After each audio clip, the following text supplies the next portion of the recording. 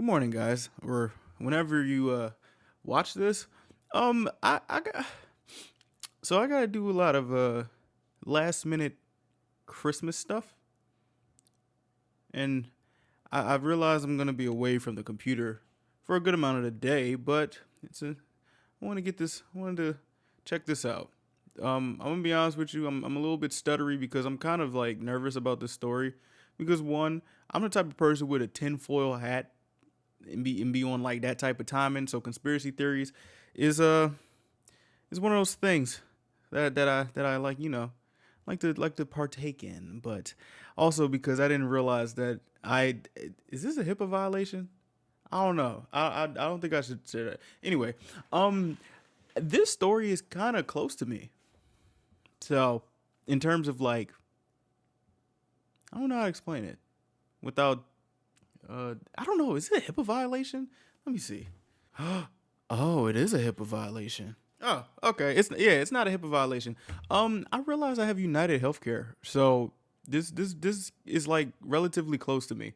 I know this is a deviation from the regular stuff we hear about, but yeah, unless something crazy happens, I'm probably not gonna watch these what's it called, these rotten mangoes on camera. But this one seemed pretty close to me, and I don't know what's going on in this story.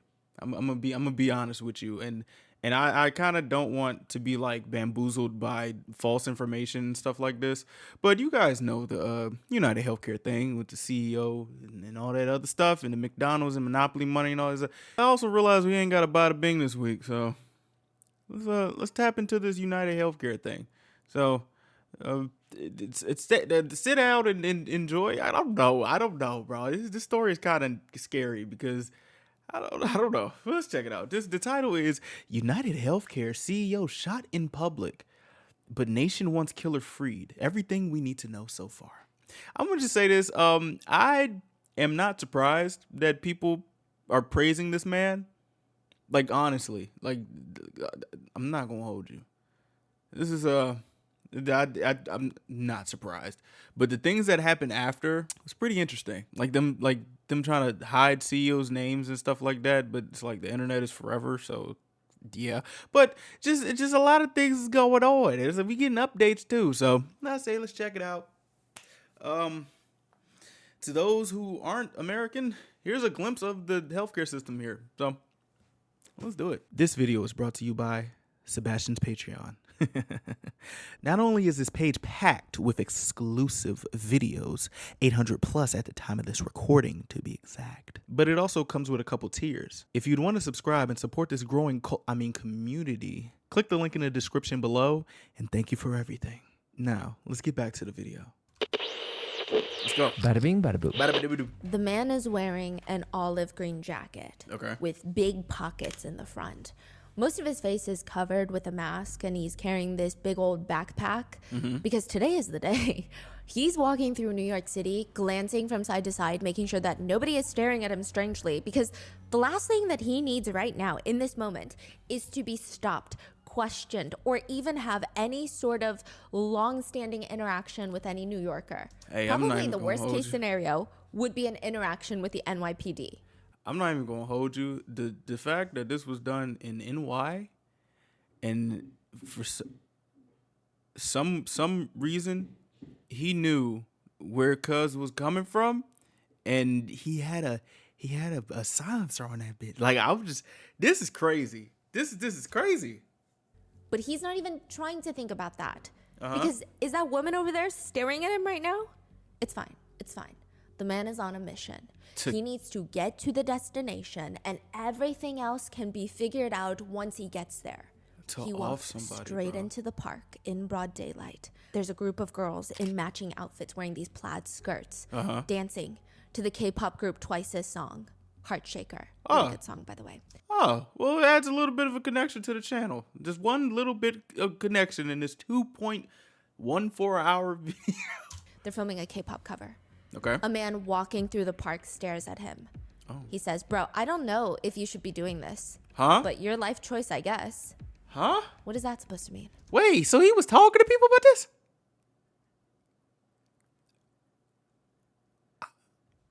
Let's continue. Another citizen stops and points. He's the one. He's the one. And with that, the man in the green jacket, he starts smiling because that means he just won $50. He is contestant number 6 in the look-alike contest for the shooter that killed Brian Thompson. Nigga, what? What is with these look-alike contests? Like, I honestly thought that this was just like a thing for JK. Like, I thought that's what it was. But then I saw Mark Lee, then I saw Drake, then I saw Jalen Hurts of the Philadelphia Eagles, and now this. Like, what is the, like, I don't, this is nuts. This is crazy. This is actually insane. The CEO of United Healthcare, the man in the hood, the winner, he says, you know, it's so funny. I got no looks while I was coming from home to the park. No looks until I got over here. And now everybody wants a picture with me. What does that mean? No looks. I got no looks until I came over here. Okay. Nobody looked at him strangely, even though he matches the exact profile of a killer that's quote unquote on the run. I mean, people did dress up like Jeffrey Dahmer for Halloween. So it's like, and also people in New York, don't people in New York just mind their business and shit like that? Oh. How is it that a man is shot and killed in the middle of Manhattan in broad daylight? He hasn't even been laid to rest yet. The shooter has yet to be caught. Technically, a killer is on the loose, and yet there is a look-alike contest for the killer. That's what could you have done so horribly in life that in death, people are holding look-alike contests for the killer while the killer is still on the loose? There is a literal CCTV video of somebody shooting and killing the CEO of United Healthcare. But most Americans are questioning, that's so who nuts. really is the real victim here? Bro, that's really nuts, dude. And I'm not even gonna hold you. It's fucked up what that company does. Like, it's so messed up what the healthcare system does to people, bro. Like, I'm like, dog, why? Like, why? Just why? Here, is it the one that was shot and killed, or is it the shooter himself? I mean, I did hear about some other things. See, this is why we got a bada boom and bada bing, because I need to get to the facts. And I trust Stephanie, okay? I don't trust random people on TikTok and in X and all this other stuff.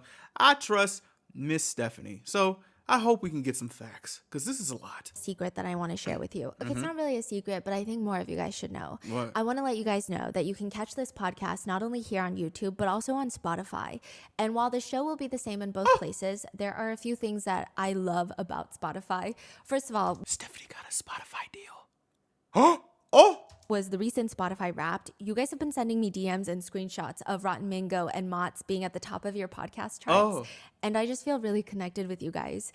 Secondly, Spotify is really the best platform to listen to our shows, both audio and video. Another one of my favorite things is being able to seamlessly switch between watching the video or just listening to the audio. So you can Hold on, cuz I don't be banging with Spotify like that, cuz I don't, but that's so, shout out to Steph, bro. I did not know she was on that joint. enjoy the show on the couch like video or on the go without missing a single beat. Also, on the creator side, Spotify has been able to give me a lot of insights into what you guys like and what you guys don't like. So it's been helping me figure out what resonates the most with you. And that's helped me shape this podcast into something that I hope you love. Okay. And I can't wait to hear what you think about the Spotify experience. Yeah. Let me know in the comments if you've checked it out. And I can't wait to see your Spotify Wrap for 2025. You got to start now. We would like to thank today's sponsors who have made it possible. Did I just go through an ad? Oh, okay. For Rotten Mango to support the PAN Foundation, which works to remove barriers to medical treatment. They also champion policies that expand access to care.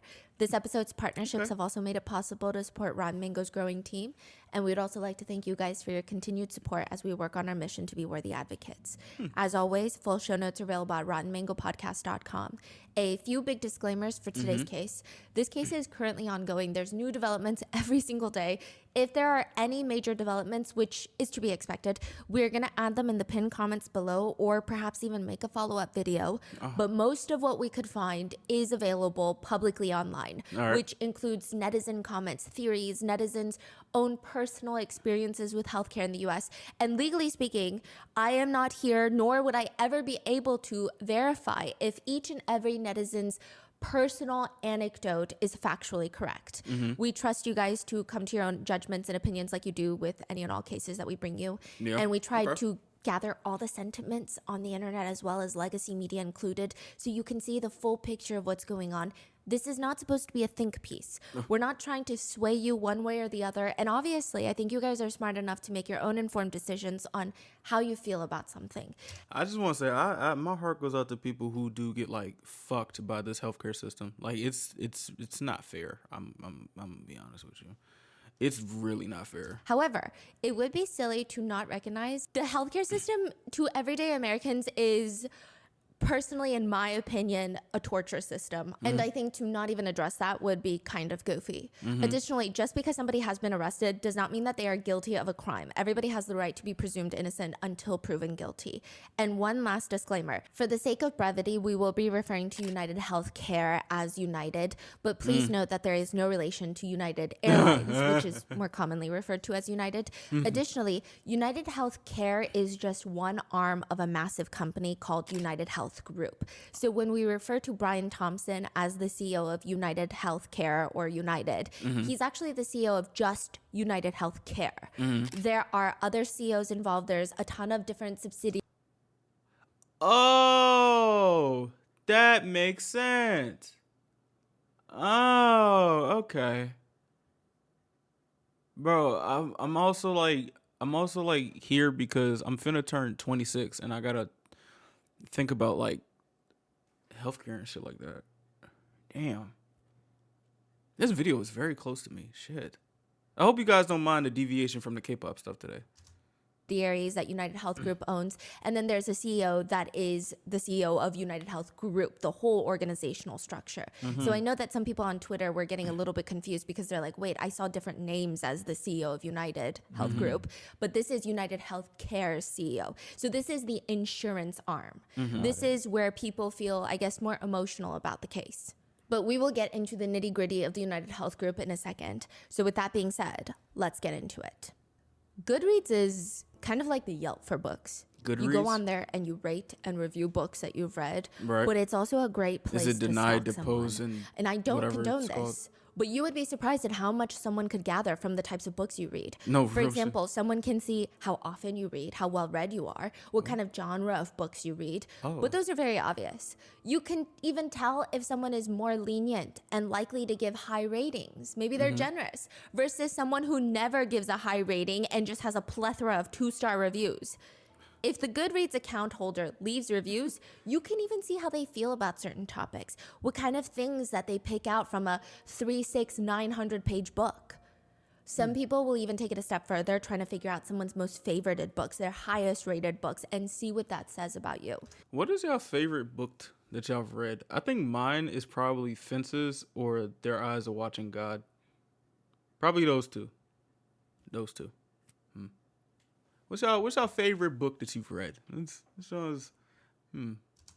Some popular book analysis on TikTok include, which are all jokes, don't get offended. If your fantasy book choice is Cruel Prince, you're a furry. I What? said it. If your favorite book is The Secret History by Donna Tartt, one TikToker states, you think reading classics and drinking red wine and smoking cigarettes makes you all mysterious and so intelligent, but it just kind of makes you annoying. If your favorite is A Little Life, you are mentally ill. What? It's a really sad book. What, You're bro? torturing yourself if you read it. Apparently, it's devastating. Now, the past few days, a Goodreads account has gone viral, which doesn't really happen. It's I mean, his. Usually, you have people's social media accounts going viral, but Also, I heard that dude is from here. this is like someone's Yelp page going viral. But everyone on the internet is trying to decipher, crack the code to what does this mean? What does this man's Goodreads account mean? The viral account shows the man has 295 books read, logged on Goodreads, and is currently reading The Book Thief, a historical fiction about Nazi Germany during World War II. Omnivore's Diet by Michael Pollan, which is Okay. about the ethical implications of our food choices, and How to Change Your Brain by Michael Pollan, which is a very intense book about how psychedelics could be used to treat mental health conditions. Wow. It's a very interesting. interesting Yeah. combination of reads. In his favorite section, you have The Lorax by Dr. Seuss. All right then. Okay. Huh. Interesting. This guy's okay. Huh. which is not just a children's book, but it's a critique of environmental practices as well as a critique of the timber industry. And it's actually a Really? pretty anti capitalist critique. Oh. Other favorites Huh. include The Bullet Journal by Ryder Carroll and What's Our Problem by Tim Urban. Damn, I'm really not a book dude. Okay, wow. I thought, hey man, I thought I was a little cool with my, you know what I'm saying, my little books I've read. Shit, damn. Aside from his favorite, it's clear that this man is interested in Hawaii. He's reviewed 2 travel guidebooks for Hawaii. There's self-help books thrown into the mix, as well as fitness books. Cool. A mixture of tech-related reads are on there, such as algorithm design, which he rated 4.16 stars. Oh, Very generous. wow. The 4-Hour Workweek by Tim Ferriss is there. And this one is interesting because he actually leaves a little personal snippet in the review. He writes, I'm reminded of a long-standing debate at my childhood dinner table. Whenever we would eat steak, I would use my knife in my left hand and my fork in my right hand, Okay. which would infuriate my mother. She would remind me to cut with my right hand since I was right-handed and switch back and forth my right hand for each bite. When pressed for a reason why, she would reply, because that's how it's done. Bro, shout out to left-handed people. I don't know how y'all do it. Yo, it's like, cuz, I don't know how y'all do it, bro. It's so fascinating to see. And it's like, damn. And I'm over here trying to see if I could do it. Like, it's, sorry. That's how you cut it. Dissatisfied, I would press further. She would reply, because that's proper manners. As a 6-year-old, I found this to be the most pointless and inefficient process in the world, and I would voice this opinion. Why would I switch hands every single bite to maintain some arbitrary convention? The final reply was, one day you're gonna meet a nice girl, and when you go out to dinner with her, you're gonna need proper manners. You sure? My response then, and still a fundamental belief to this day, is that anyone who cares about something so small and insignificant is maybe not someone I would want to spend my time with. Oh, okay. This is common under 4-Hour Work Week. Workweek by Tim Ferriss. Oh. The Goodreads account also goes on to like 2 quotes, because you can like quotes from books. One reads, science fiction is already happening to some extent in our own society. Yeah. Instead of removing the conditions that make people depressed, modern society gives them antidepressant drugs. In effect, antidepressants are a means of modifying an individual's internal state in such a way as to enable him to tolerate social conditions that he would otherwise find intolerable. You know what really messes me up is the fact that people can make money off of anything and anybody's like suffering. I find that so insane. It's like, bro, if you find a problem or if you find something, you can make money off the solution and just not give it to people just because you're a good fucking person. You know what I'm saying? And it's like, yo, that's so, oh my gosh. Oh my goodness, damn. Imagine a society that subjects people to conditions that makes them terribly unhappy, then gives them the drugs to take away their unhappiness. That's hell. This quote is from the book Industrial Society and Its Future. For the full book, the Goodreads account leaves a lengthy review that becomes very pertinent. Okay. It reads, clearly written by a mathematics protege, Right. reads like a series of lemmas on the questions of 21st century quality of life. Okay. It's easy to quickly and thoughtlessly write this off as a manifesto of a lunatic in order to avoid facing some of the uncomfortable problems it identifies. But it's simply impossible to ignore how prescient many of his predictions about modern society turned out. He was a violent criminal, rightfully imprisoned, who maimed innocent people. All these actions tend to be characterized as those of a crazy Luddite. However, they are more accurately seen as those of an extreme political revolutionary. I got a question for y'all. So, y'all know how, like, not like saying in life, but there seems to be a pattern that there's someone who will kick off a change in society. Like, there's like one person that will do that. Do y'all judge that person on like the action or the intention? Like something like this. Like I think something like this would be something like this would probably be like, yeah, if he killed Cuz, like if he's the dude that killed him, it's like you should go to jail for killing somebody. But at the same time, it's like the reason why you did it. It's like a thing of like the ends justifying the means or the means justifying the ends. It's like what do you judge more, and like what holds more weight?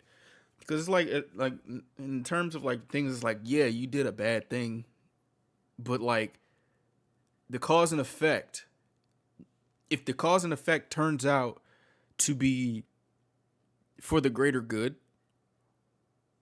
are we still judging that person for what he did and like holding them to that, or are we acknowledging the end goal or something? Like I'm just like thinking like, and it's always that answer. It's always that answer. It's always about perception. Ugh, damn. A take I found interesting online is this. So then he quotes a netizen comment he read online.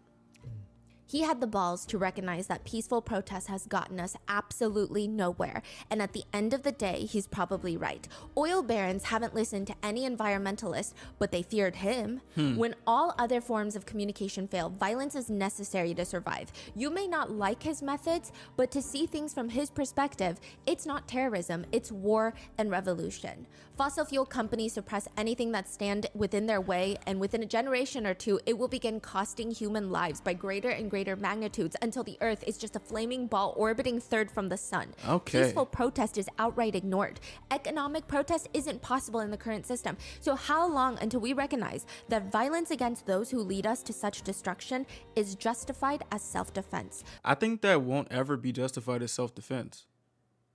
I really don't. Unless like the whole piece, like the whole society is on board with this, and a great amount of people are on board with this, then it's like, all right, so obviously it's time to fight back. You know what I'm saying? I'm not gonna lie to you. I kind of think this moment right here is going to be repeated in the future. Because the fact that like this happened and people are praising this man, and I'm just thinking like back in like if this happened like say like what 10 years ago, he would be not seen in the light that he's seen at, you know? Like it's just like one of those type, like it's wow, huh? Those companies don't care about you or your kids or your grandkids. They have zero qualms about burning down the planet for a buck. So why should we have any qualms about burning them down to survive? We're animals, just like everything else on this planet. Except we've forgotten the law of the jungle and bend over backwards for our overlords when any other animal would recognize the threat and fight to the death for their survival. But still, at the same time, it's like, no, I don't think so. I really don't think we've forgotten, because we got people in other countries who will literally fight back and change shit if they need to. Like people in other countries will stand together and fight back. I don't really think we've forgotten. I feel like we're just like not at that tipping point. I feel like we're not at that tipping point because it's about to be a tipping point. The world is changing fast as hell, and like something is going to happen. I don't know if it's going to be for the greater good or just more detriment, but people are fighting back now. It's time for that. You can't be kicking people down this long. You can't do that and expect them to still stand down. And I feel like these people know. I feel like the people in power know, so they're trying to like keep the public at bay until it's time for that to be somebody else's problem. And the people who started all this are going to be like hiding somewhere because all the dirty work was done. They ain't got to be front facing or nothing. No front facing, no none of that. It's going to be somebody else's problem. But at the same time, it's not my problem. It's not my family's problem, because you want to know why? Because we up. We can hide. If this shit goes south, we got places to go. You know what I'm saying? Like, damn. Violence never solved anything is a statement uttered by cowards and predators. I wouldn't. The Goodreads I wouldn't account say that. rates this Cowards. book 4 stars. This book is written by the Unabomber. What? Ted Kaczynski. Okay. He killed All right. See, oh my gosh. 3 people and injured 23 others. He was academically successful, at least at one point in his life. He attended Harvard as a mathematics prodigy and became, I believe, the youngest assistant professor in the history of UC Berkeley. Eventually, he quit everything to live a primitive lifestyle in a cabin in the woods, which would have been fine, but That's he's so fucking very crazy. anti-tech, anti-industrialism, anti-capitalist, which again crazy, would be dude. ideologies to be talked about. But then he started making bombs and sending them out. Like, Which is dog, the only what way the that fuck? the Unabomber believed he could draw attention to his manifesto and ideas. That's So nuts. why is this Goodreads review going viral? Because perhaps that's what the account holder was inspired by. Trade in a violent crime for everyone else to know his message? I mean, it's too soon to say for sure, but this is the Goodreads account of the arrested suspect for the killing of Brian Thompson, United Healthcare CEO. And I guess netizens are wondering, is this what he was trying to tell us? If you wake up in the middle of a surgery, most likely you cannot speak. You cannot tell the doctors, hey, so I can hear Bro. you drilling and sawing into Bro. my skull. And Bro, I'm not gonna lie. Going into surgery and going into the operating table was probably one of the few times that I have been scared.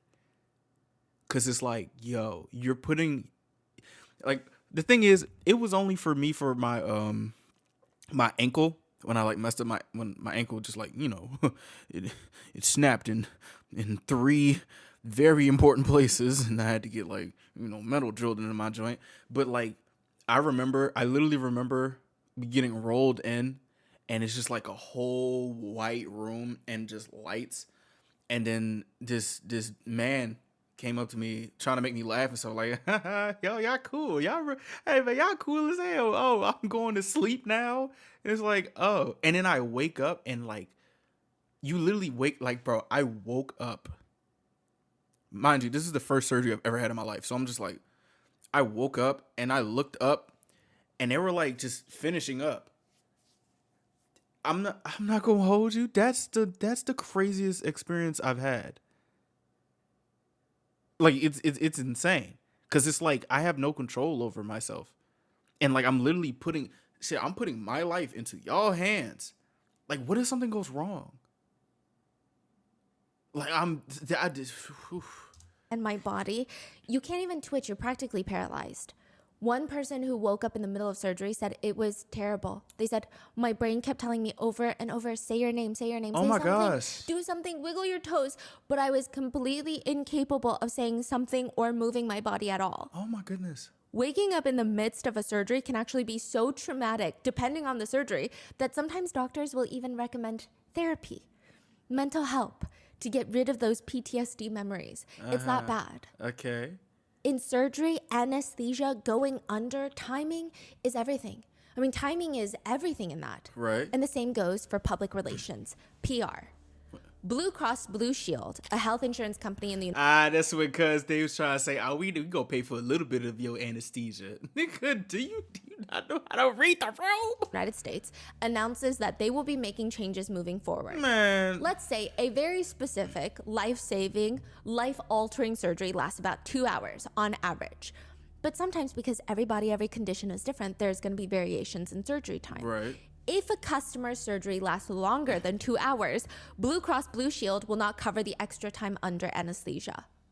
It's the most like Why? ridiculous. For what? When they release this change in policy, netizens on TikTok start asking Blue Cross Blue Shield, do you know you have 30 minutes? Like, are you high? That's what TikTokers were saying. Like, bro, are you high off of your own laughing gas, gang? Like, are you people like this is what's frying me.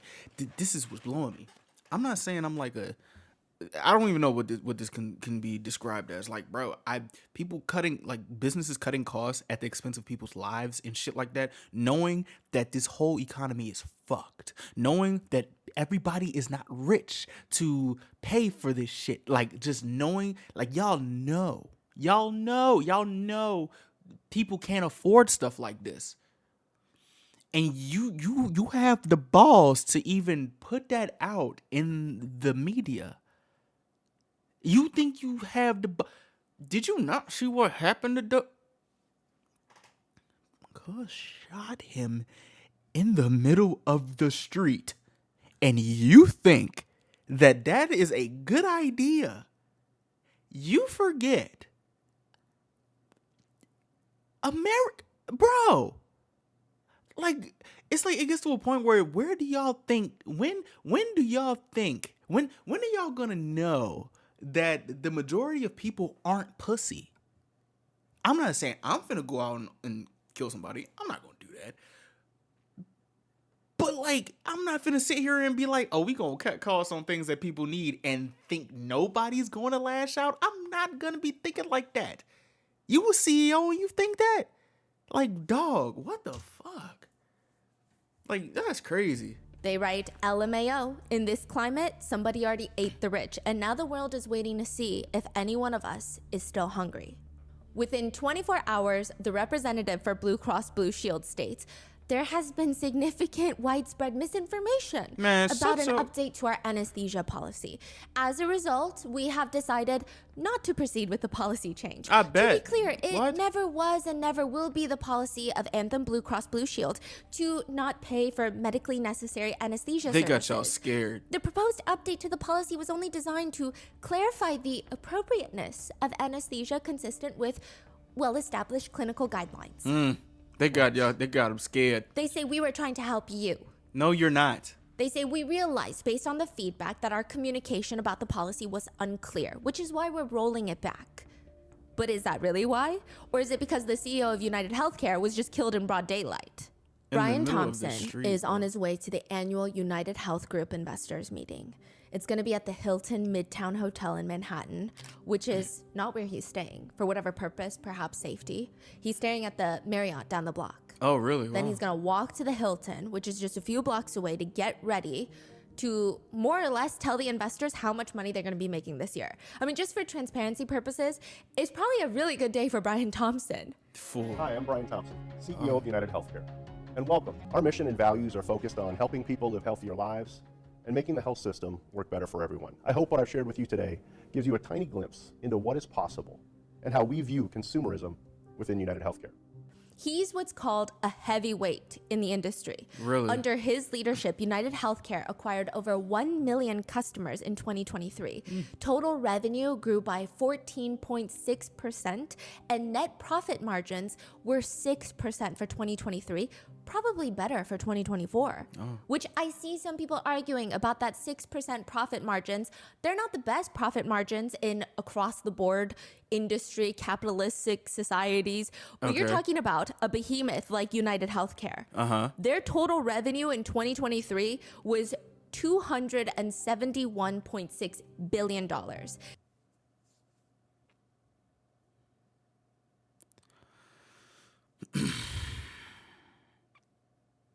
I just wonder what the mindset of someone who has to be in charge of that much money or like has that much money. Like, it's just like, who do what change has happened in your life? Or like, just like, how has your mindset changed when you were able to touch that much money? I honestly would like to know the amount of people who are relatively good and ethical people who are able to touch that much money. I'd like to see that person and say, thank you. I appreciate you for being a good person just off the strength.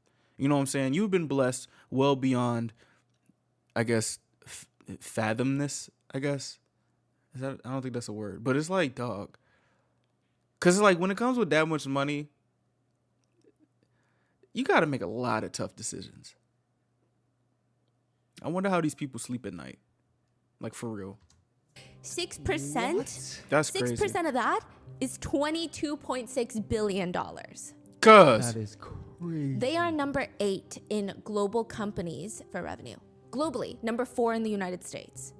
Wow. They're above Alphabet. They're above Google. What? It's been said that under Brian's leadership, stock prices roughly doubled, which makes sense because before he was appointed CEO, he had worked in the insurance industry for a really long time, but he has no medical degree. He's a CPA. He's also one of the many executives in the healthcare industry that decided to start denying patients' claims and payments for what they, the insurer, believe to be non-critical visits to the ER. AKA, hey you, random person with little or no medical knowledge sitting at home, please make sure that you're actually dying when you go to the ER. Like, be for real. If you only think that you're dying 60%, maybe hold off, because if you don't think that you're gonna die, we're not gonna pay for it. I'm not even gonna lie, bro. Like, that shit is so weird to me. Like, Slim, you don't, like, y'all be thinking, you talking about if you think you gonna die. Like, I'm not trying to be mean. Like, you think you gonna die. Life is fragile as hell, and you playing with people's lives like that.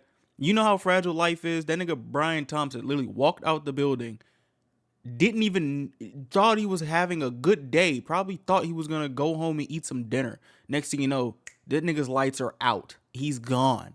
And you trying to tell me that he didn't even know? He didn't even know. I'm pretty sure he didn't even think Cuz was behind him with that. You know what I'm saying? You know? So it's like, who are you to tell me? Like, who are you to tell me that what I'm thinking is not as critical and is not worth payment? Knowing that the person that happened within a split second. So you're gonna tell me? So you know how my life gonna go, right? Literally anything can happen, anything off of like the slightest thing. Scrape my leg on some trash, or some trash juice getting to my leg, but I need to go to the ER. Of course, I don't know I'm dying yet. I don't think I'm dying, but it might happen. It might happen. That's why we going to the fucking ER. You know what I'm saying? And it's like, it's not like, to me, and I don't really know obviously I don't have much medical knowledge, but I'm like, so you're telling me that you care about the people who are actually dying and y'all treat them as y'all should. That's what you're telling me, right? That's what's happening? That's what's happening. Well, if that's what it is, then hey, man, I'll let it slide. I get no, bro. Like, no, like I don't know if it's because I'm just getting older and that's why I'm like talking like this. But it's like, life is fragile. You can't be playing with people like this. You can't.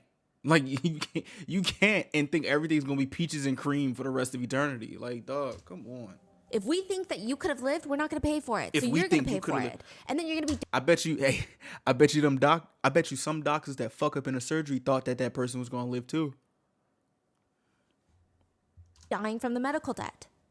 It got so bad that the chief executive of the American Hospital Association wrote an open letter to Brian Thompson, practically pleading him.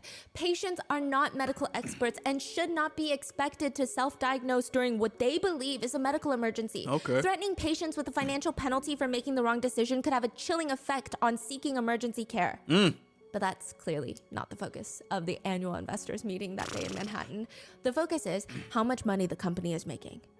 6:45 a.m., Brian Thompson is walking to the Hilton Hotel. He's about to reach the door when a hooded, masked man walks up behind him. First shot in the leg. The second shot goes into his back. And at least 3 shots are fired directly into Brian Thompson at a pretty close range. Hey, man, whoever that was, I think that was a lady that was there that saw that happen. Hey, I'm sorry you had to see that. She acted fast. Cuz was right there with the gun, bro. Like, bro, what the... Like, you probably can't even what's it called? You probably can't even register what's going on. You just like, wait, what? Whoa, wait, hold on. Like,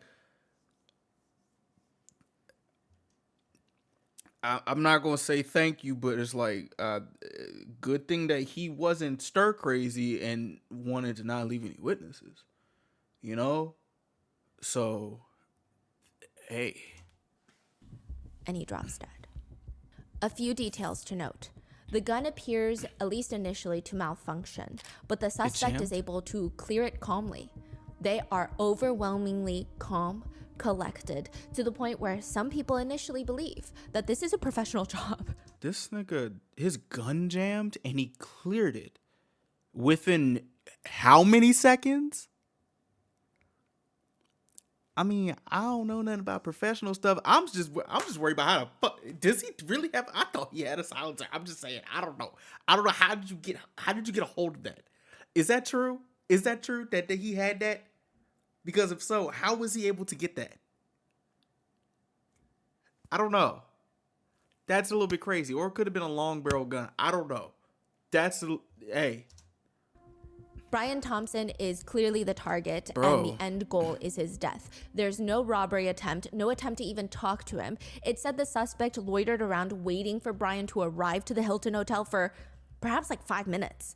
There's another person that's standing nearby when the suspect takes out their gun and starts firing. They end up running off. There's no attempt to harm that person or anybody else, just Brian Thompson. When we get to the part where he get caught, I'm gonna ask y'all a question. I'm gonna just ask y'all a question. When the shots are fired, Brian Thompson is down. The suspect then walks into an alleyway before hopping onto a city bike and heading towards Central Park. Brian Thompson is rushed to the hospital where he is pronounced dead. In 2023, 386 people were killed in the city of New York. That is more than one murder per day. Gosh. As with anyone else and their tragic murders, the show must still go on. The same day, Rockefeller held its highly anticipated annual Christmas tree lighting, while the suspect, the shooter, is still on the loose in Manhattan. The NYPD hold this whole press conference to state that, quote, "I want to be clear. At this time, every indication is that this was a premeditated, pre-planned, targeted attack." That's crazy. I'm just thinking of like if this was a movie, like y'all know in the movies when something crazy happens and then the next scene is just something so normal. Like, you know, like when someone like gets like unalived at night and then the only thing you hear are like the birds flying away from the noise. And then it like changes to just a normal day. That is eerie as hell. This does not appear to be a random act of violence. Many people passed the suspect, but he appeared to wait for the intended target. The NYPD commissioner states, the shooter appeared to be lying in wait for several minutes before approaching the executive from behind and opening fire. NYPD also highlight, is this guy a pro or not? They say the precision of the shooting, the use of a ghost gun, and the escape on a bicycle suggest that this was not a random act by an amateur. So speaking of a ghost gun, ghost guns are likely 3D printed guns. That is crazy. How is that? Wait, so there wasn't a... They say if you have enough motive, if you have enough technological knowledge, you can buy a 3D printer and do it. That's so nuts. That's what a lot of experts are saying, and they're really concerned about what this means. Because there's no way to track those. Yeah. I mean, it's still wishy-washy how to track regular guns. Ghost guns are even harder. Yeah. A lot of firearms experts stated online that watching the footage, this guy's got to be pro. Some of them even state using a silencer. He did have one. Like, dog, what the hell? Like, bro, that's so nuts. But like the thing is, he didn't have like no shell catcher or nothing. So it's like, was he a professional? Is he I don't know. Maybe not. I don't know. It be niggas in the hood with shell catchers. You know what I'm saying? Like, so it's like, I don't know. I don't know. In broad daylight, there was a silencer on there. A 3D printed silencer. And then casually biking away from the kill. Wait a minute. Isn't that car on? Ain't there a car on? Come on, mouse. I can't go back. How? Ain't this car? This car is on. Or is that just the lights? This car looks on. Because it's the light, right? What the hell? Them even state using a silencer. In broad daylight, there was a silencer on there. A 3D printed silencer. And then casually biking away from the kill. That's some calculated pro level stuff. That's insane. I mean, look at the precision in the shooting. You don't get that aim without practice or at least being a pro. Hell yeah. One expert states, I mean, it doesn't necessarily mean that this shooter is a professional hitman. It could also be a very determined, very well researched, very practiced individual. Probably. One netizen disagrees. Not a pro hitman, but feels like a hitman. Others argue, well, usually hitmen are like ghosts in the night. You don't see them. You just know that they're there because now somebody's dead. He was caught on CCTV footage At 6 shooting and a.m. killing Brian Thompson. You could hardly call that a pro. At 6 One comment a.m. reads, how could anyone miss at that range? Yeah, it's a good hit, but come on, like a 5-year-old could make that shot. Girl. Another person comments, a trained marksman would have walked up within arm's reach and made one kill shot. Y'all over here trying to talk about his precision. You talk about a 5-year-old can do. Bro, what? Like, huh? What are you my bad, John Wick. Like, what? What the hell? The main argument by those who do not believe him to be a professional being, I mean, if he in fact is a professional hitman, why would he be caught on CCTV camera? But then others argue, what if that was the point? One comment reads, if there had been no footage of the killing, the media impact and reach would be 50% less. He was both a professional shooter and motivated to hurt the company or something. I wonder if she's talking about the YouTube Regardless, the police reveal that they have a few strong leads that they're going to follow. First, they release a few photos of the suspect, likely the most pertinent one being CCTV photos of him when he pulled his mask down to briefly smile at the front desk employee. A lot of rumors online say that he is smiling at a Starbucks barista who he was flirting with. Oh, yeah. Yes, but You gotta be some type of I don't know, son. If I do a hit, I'm not smiling at nobody. Cause it's like, how do you take somebody's life and then just like go to Starbucks and just smile and flirt with somebody? It's like, dog, I don't know I don't know if you've done this before, or if you just still got the adrenaline on you. I don't know. But it's actually false. He was perhaps flirting with the hostel worker. But it's at the hostel that he was staying at prior to the shooting. We still flirting. One source states that the receptionist at the front desk asked to see his quote-unquote pretty smile, so he briefly pulled down his mask to show. It is worth noting that he did allegedly stop by Starbucks prior to the shooting, but the picture itself is not from there. The police then release another photo along with that. It is of the suspect in the back of a taxi car after leaving Central Park after the shooting. Is that him? Let me see a picture, dude. Wait, what? All right, so I'm not even gonna hold you. I have not been checking in with this story as much as I thought I was. That probably is him, and let's just say this is him because what the fuck? Like, it's so eerily close. Like, and I was also seeing like people talking about who's gonna play him in this biopic or something, and I instantly thought of Dave Franco. So I'm just like, okay. Like, this is, bro. Let's just keep going because we're only 25 minutes in and it gets deep. It really is updates every day. There's drones flying through the air. Canine dogs are sniffing every leaf-covered planter in Central Park. They've got divers diving into the lakes at Central Park wearing full-on scuba gear. They're going into the lake for 3-4 days, to which netizens have said, let's be honest, would they have done this all for a regular citizen? The answer is no. It would take months for a regular citizen to get any sort of resources used for their case. Bro, they're jumping into lakes and a dude went off in a city bike. This feels like a GTA mission. I'm going to be honest with you. If ever. It's important to rule out any fish, so the NYPD must go fishing. Not only that, they're sending NYPD officers to Atlanta, New Jersey, Connecticut. It's turning into a full-blown national manhunt. Atlanta? Officers stopped an entire train. They stopped a train dead in its tracks, searched it from top to bottom. Nothing of interest was found. I mean, they searched the entire thing. One NYPD spokesperson said, "We are getting tips. It's helping. We are following up on every tip that's come in." Which, of course, is what should happen in every single murder case. But it never happens unless that same someone is worth $50 million.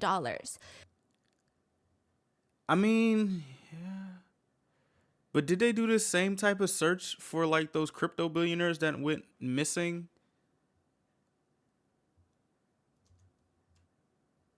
So it goes without saying, New Yorkers feel like there's enough people looking for the suspect. It probably felt like the entire force of the NYPD officers is out there, so why should New Yorkers help? They don't get paid enough for this. In fact, New Yorkers are out there purchasing the same jacket and the same backpack to the point where both are sold out. This is very dystopian. Why does this feel like V for Vendetta or something like this? Like, it just feels like, bro, like the police are looking for dude, and the citizens are trying to dress up as him.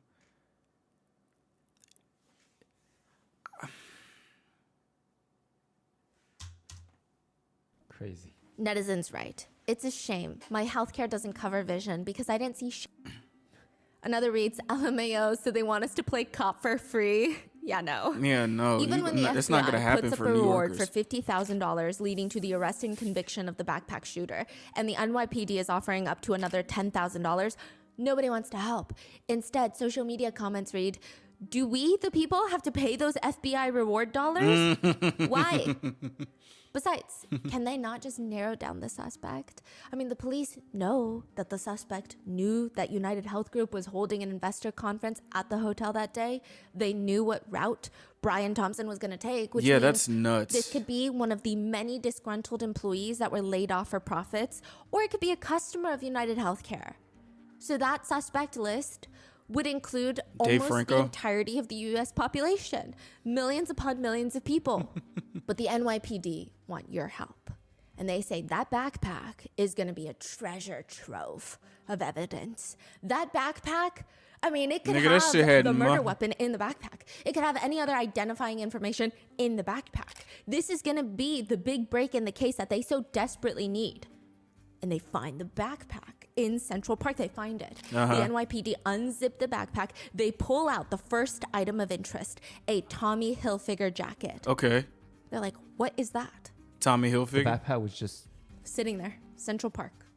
it was left Yes. on purpose. So he's not a Keep him professional. down. And then they reach in, Or pull out the next thing, the only other thing really Or, in the backpack I don't of know. interest. A stack of Monopoly money.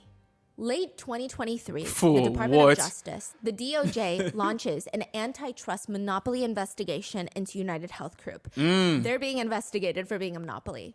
There are probably a list of 1,069 reasons why the DOJ would probably want to investigate United Health 1,069 reasons. So you gonna tell me it's $1,069 of Monopoly money? Boy, this Hey, bruh. Group. But one of the biggest points of contention being there is a subsidiary of United called Optum.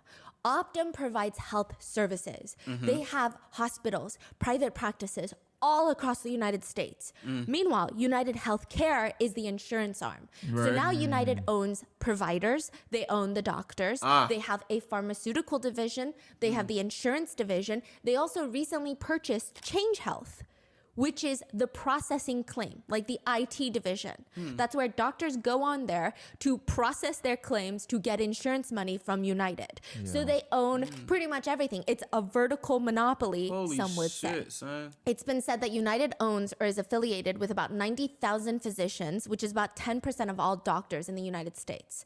The DOJ wants to know if United favors its own physician sites, directing or even forcing insurance holders to go there rather than to any other doctor or provider, even if it's better for them, to keep money in United's house, circulating between one subsidiary to the other, to the next, to the next. Right. They also have pharmaceutical arms, like I said, the claims processor. United is also the main insurer for Medicare, Medicaid, and Obamacare plans.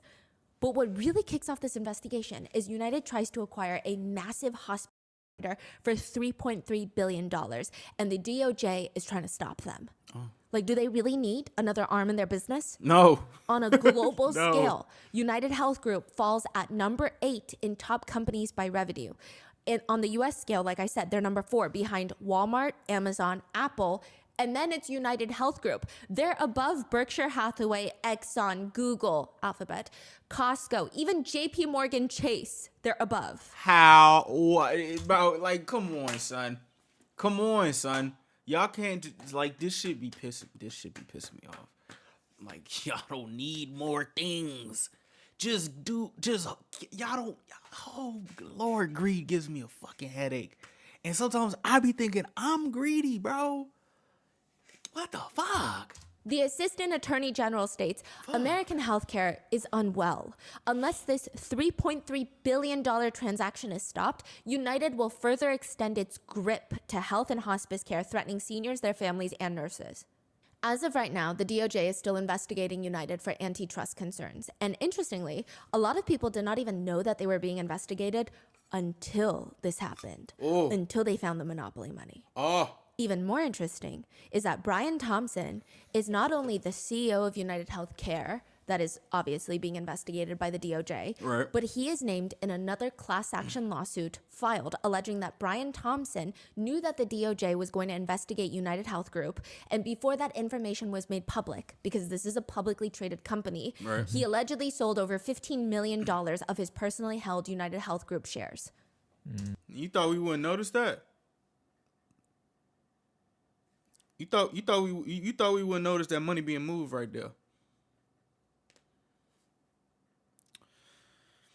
All right.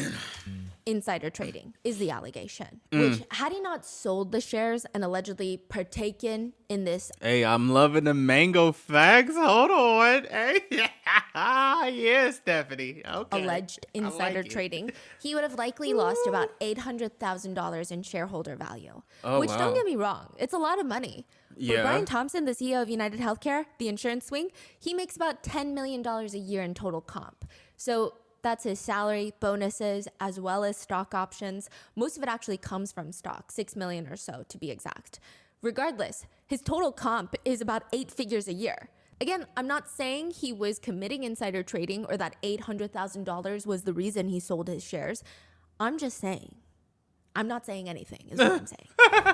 But I will say, the way mainstream media outlets have described his insider trading allegation is fascinating. What you mean? One outlet writes, Thompson found himself named in a class action lawsuit alleging insider trading. The lawsuit claimed he and other executives sold millions in stocks while withholding information about a DOJ investigation into United Health's business practices. Despite these legal battles, Thompson remained steadfast in his commitment to steering the company towards innovation and growth. His ability to lead during times of turbulence earned him respect from industry peers. That's an interesting way to look at this. I mean, should we start doing that to every alleged criminal? It's fascinating. That is the way mainstream media has spoken about Brian Thompson and his alleged crimes Crazy. and ultimately his death. The sentiment cannot be shared with social media users. On Spotify, you can create these oddly specific playlists. Like there's one titled, The Masculine Urge to Stand Outside All Alone in the Snow. Another one is songs that make me feel like I'm slowly drowning in a bathtub in a dimly lit room. Another one reads, when the zombie apocalypse finally happens, but you make no effort to survive. Or a recently created one, oddly specific, POV taken out a CEO. The thumbnail is the picture of the suspect smiling, and there are 71 songs on there. Y'all The kill me. list of songs include Welcome to New York by Taylor Swift, Angel with a Shotgun, Do You Hear the People Sing, Trouble's Coming, and My Shot. Bro, what? Over 10,000 users saved it and are bopping to songs about the CEO assassin, as some have dubbed the suspect. That's what they're called. That's so fucking nuts. Oh my gosh. Like, dude, like, I don't, like, wherever that nigga Brian Thompson is right now, are you proud of what you did in life? That when you gone, everybody is literally, like, turning your ass into, like, bro, that's crazy. Calling him. I mean, is this a normal? I guess that's the debate here. Others are Yeah. taking to Twitter to post. I say honestly, nowadays it's a normal reaction because one, people are desensitized to death, first of all. Secondly, it's like, what did you do in life that can make people have this reaction to when you're not here no more? You know what I'm saying? I can imagine if I'm not here no more, I can imagine some people will probably be laughing and be happy that I'm gone. Regardless of if I try to be the positivist of people in life, there's going to be people that do that. But imagine everyone is doing that. Like, yo, I'm not going to lie. If I'm able to ask the Lord a question, I'll be like, oh, wow. Because I know, hey, I'm not trying to say I'm trying to like see what he saw on that big heavenly widescreen TV. If God got a widescreen TV up there, you feel me, and just showing what he did in his life. Ooh, boy. I know there's a good amount of moments in my life that I'm going to cringe when the Lord shows me that back. And you know he got a rewind button. You feel? You know he has a rewind button. So it's like, but I can't imagine that. Pictures zoomed in and cleaned up images. Like, you know, in those movies that like zoom in, the FBI Enhance. clear up the picture, unblur Enhance. it. And it's the Enhance. suspect when he briefly takes off his mask. And when you see this clarified HD photo, it is so clear that the suspect is Mr. Beast, What? Nancy Pelosi, Ben Shapiro, Hey, the yo. cat from Sabrina and the Teenage Witch. They're just photoshopping faces onto the assassins' Oh, you're photos. saying memes. People Memes. are making memes. So many memes. Wow. Another viral tweet just reads, just left an anonymous tip and reported Amy Schumer for shooting that United Healthcare CEO. Or simply, thoughts and deductibles. I'm trying. I'm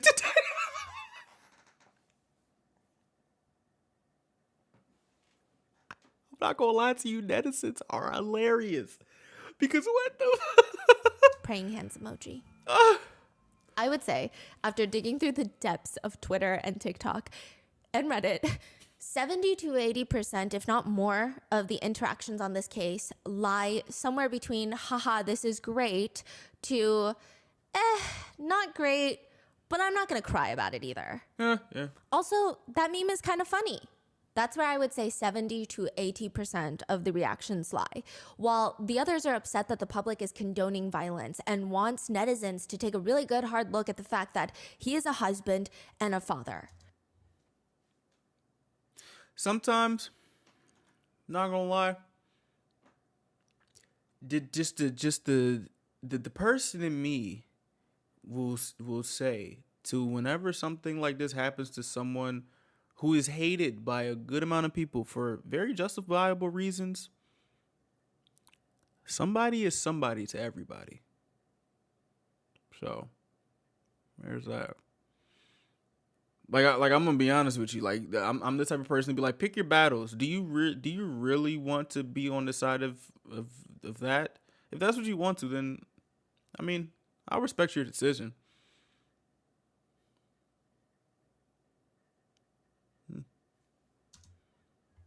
Brian's wife. Like I'm not gonna lie. I'm not saying like cuz deserve to die. Like I don't want to be that person. You know. So. I believe they're separated. Like, I don't know if they're estranged, but I don't think that they were living together. Aww. She gives a statement that says, "We are shattered to hear about the senseless killing of our beloved Brian. Brian was an incredibly generous, loving, talented man who truly lived life to the fullest and touched so many lives. Most importantly, Brian was an incredibly loving father to our 2 sons and will be greatly missed." My question to that is like, you know, some people be like, he was a loving father, he's a father and a husband and stuff like that. There's a lot of people in like history who have gone down to do very, very, very terrible things. You know what I'm saying? Or just things that your morals would probably be like, hell no. You know what I'm saying? Like if y'all watch Narcos, or if y'all know anything about Pablo Escobar, it is said that he loved his children.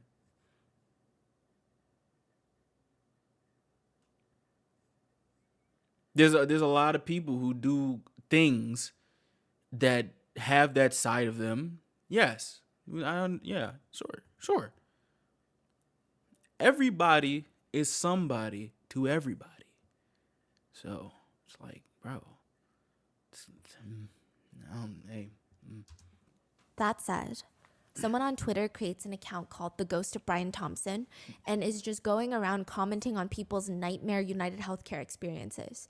One tweet reads, "I had a stroke and United Healthcare moved me from the top stroke center in the state to another hospital because the ER I went to was out of network. My doctor made them wait until I was out of the ICU. Bro. They refused to cover the ambulance they made me take to the other hospital." The Ghost of Brian Thompson responds, that's the Twitter account name, "It's not United's fault that you had a stroke. You made the life choices that got you where you are. Merry Christmas."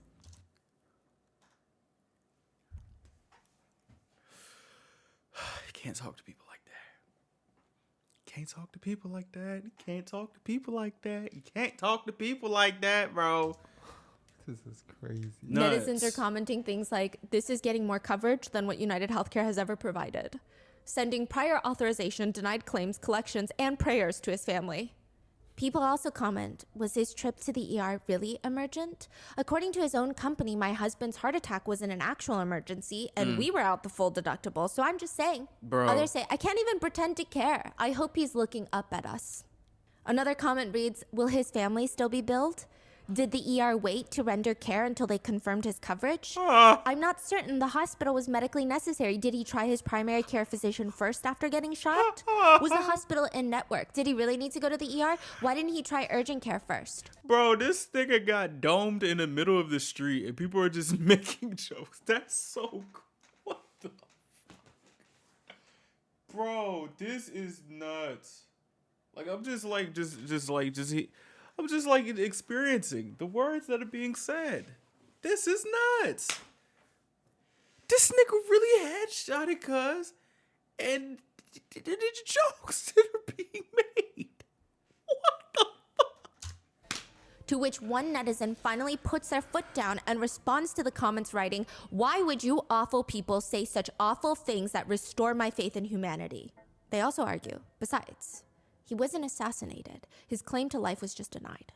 Other netizens were more focused on the monopoly money and how the suspect is toying with the police. They wrote, bro is really out here being Robin Hood and trolling the FBI. LOL. He said, you guys are playing checkers and I'm playing Monopoly. Others point out how this is not really funny because someone out there is actually having a really bad day. They write, someone somewhere has a box with a Monopoly board and is going to sit down and play one day and wonder where all the damn money went. That is the only victim in this story.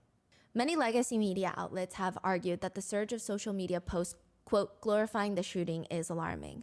One argues, the framing of this incident as some opening blow in a class war and not a brutal murder is especially alarming.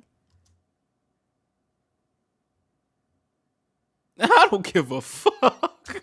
But netizens are not having it. They're writing, trying to convince me that the CEO shooter is a danger to anybody else is the biggest corporate media joke of the week.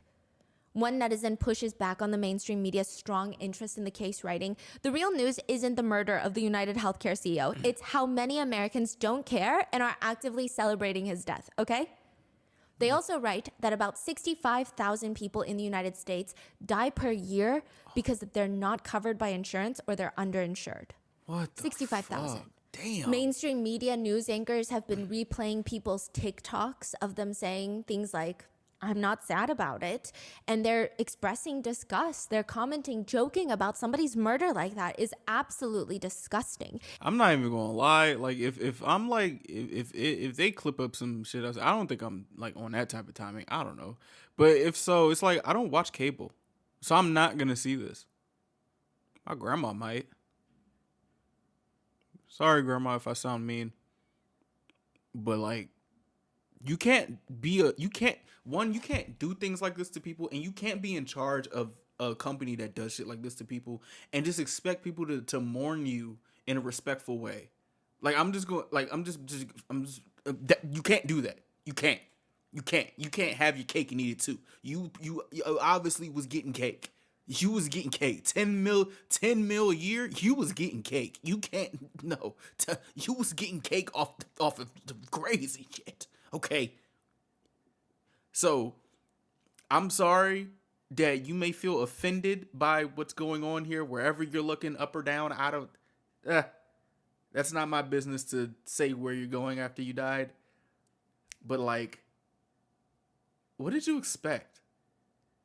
Well, you didn't expect bullets in your body. So I mean, shit, man. Like, I don't know, bro. Like, I'm just like, cuz. A family is grieving right now. To which netizens have responded, you're right, it would have been better if the CEO lived and was subsequently denied care for his injuries by his healthcare provider. That would have been real justice. Another netizen writes, people have been so happy on here for the past few days. I think it might be the first time United Healthcare has ever helped with mental health. One of the main reasons that people are so upset with United Healthcare is, if you want to look at it this way, this is legally, I don't know if I can say this is what they do. This is what it feels like they do. Feels. That's a opinion. You know, You pay them to insure you for healthcare, to insure you for life-saving treatments should it come to it. Right. And most of the time, you don't even give them your money by choice. Because I do see some international netizens wondering, wait, if everyone in America hates United Healthcare, why are they still in business? Why are you guys using United Healthcare? There really is no market for insurance. A lot of times it's what's offered to you at work. Corporate healthcare plans are sometimes cheaper with United Healthcare. Employers will go with United because they are looking out for themselves rather than their employees. So now so many Not Americans surprised. are stuck with United Healthcare because they have no choice. And even though they had no choice, they still have to pay United Healthcare massive premiums every single month, hundreds of dollars, if not more, depending on who you are and if you have any conditions. Question to all my people who like are in countries that have like, I guess, sustainable healthcare or healthcare that they can afford. Like, what is it like? What is it like? What is it like? What is your experience like? Like, I do want to know. Like, you know what I'm saying? It's always interesting to see how other countries look at America, and it's also interesting to see how countries like how they operate. Especially when like America is just like on the timing that it is. So I like, please let me know your experiences if you can. You know, you ain't got to do no HIPAA violation and stuff like that. You know, don't HIPAA yourself. You feel me? Just like, it's just like, is it good? Is it Is it like expensive as hell? It's like I'm happy, sad. Like, you know what I'm saying? Just, you know. And then once they finally go to the doctor to get the care that they need, they file a claim to United saying, hey, remember how I pay you so much money? Probably more money than I spend on groceries every month. Bro. Yeah, well, this is why. Remember?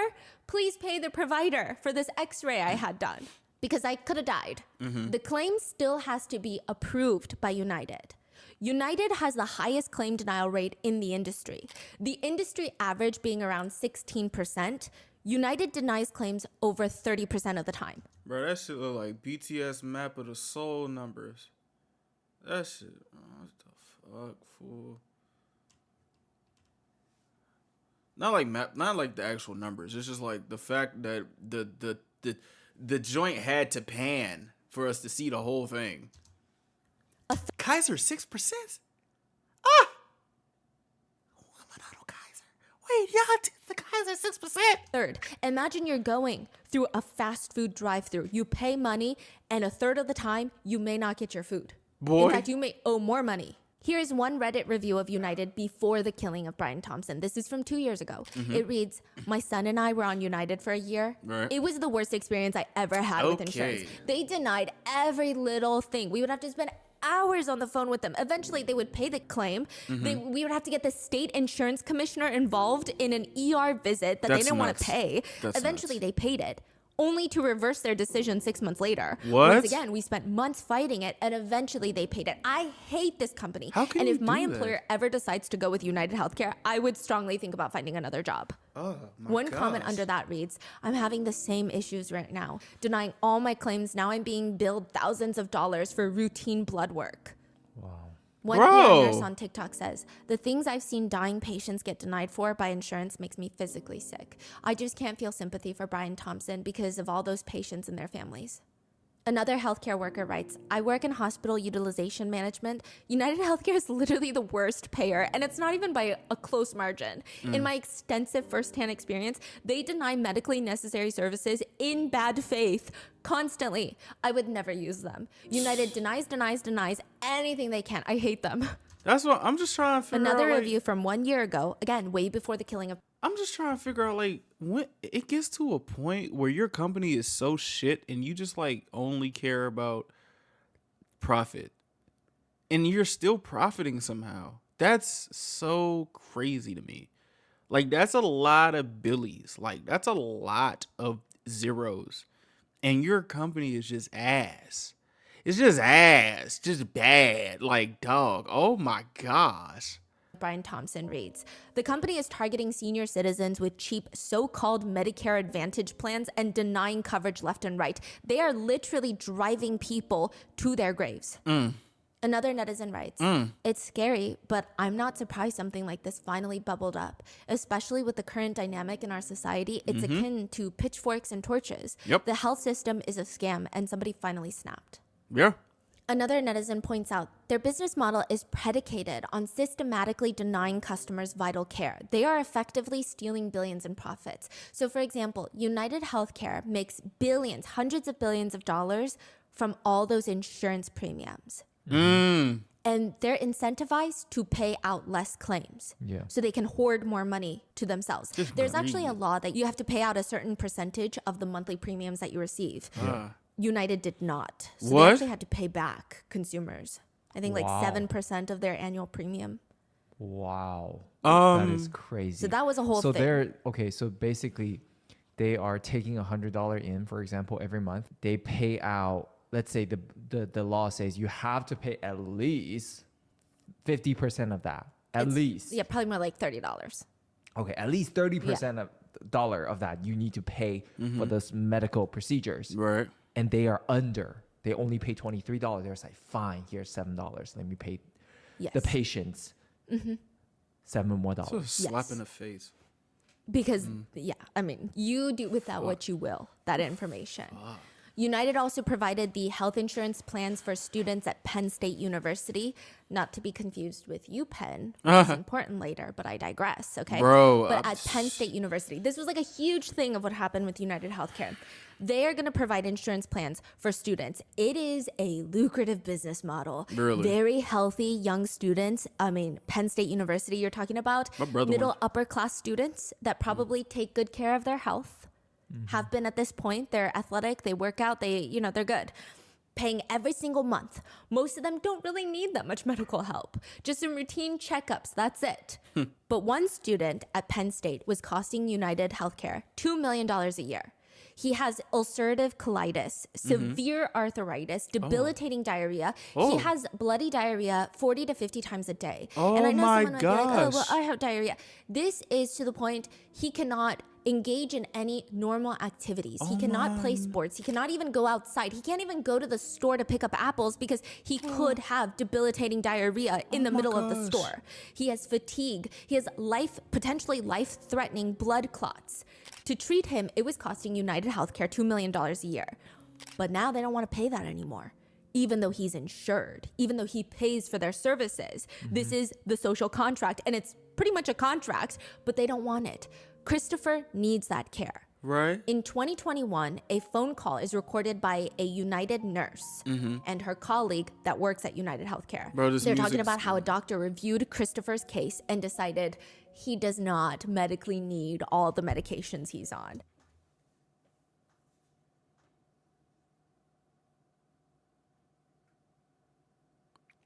Shit like this be making me wanna say like, bro, I want you to experience that and see if you need medical. Like, I want you to raw dog that and see how far you can go. Like honestly, because it's like, who are you to tell me that I don't need this when it is clear that I need this? Like I get that you're a doctor and shit, and you went to school for them years. You went to school for them years to lie. Ain't you supposed to take a doctor's oath? And you here lying. That's fucked up. That's fucked up. You know, like the things that are keeping him a normal human being. That's fucked He up. doesn't need it, which means if a doctor can say Christopher does not need the medications that are quite literally saving his life, United does not need to pay for it anymore. Bro. And they laugh about it. He Bro. states that it's not medically necessary treatment.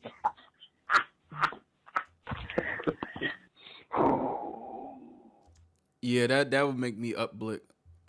For sure. For sure. For sure. Because it's like you're putting salt in the wound. You're laughing. Do you not know? Hey, come here. Come here. Come here. Come here. Come here. Come here. Do you not know people will fucking kill you? Like, I just feel like it's like a certain sense of audacity that people have. You're laughing. You're laughing. Like, it's one thing to deny like the stuff that he needs, but you're laughing in his face. Who's to say that he got that dog in him to do something to you? Like, people will find you. People can find you. People can make weapons.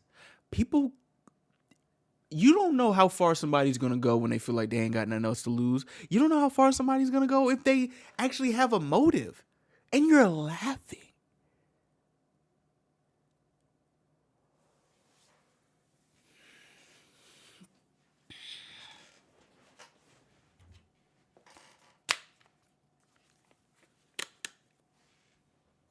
I can honestly see why they think this Luigi dude is a hero.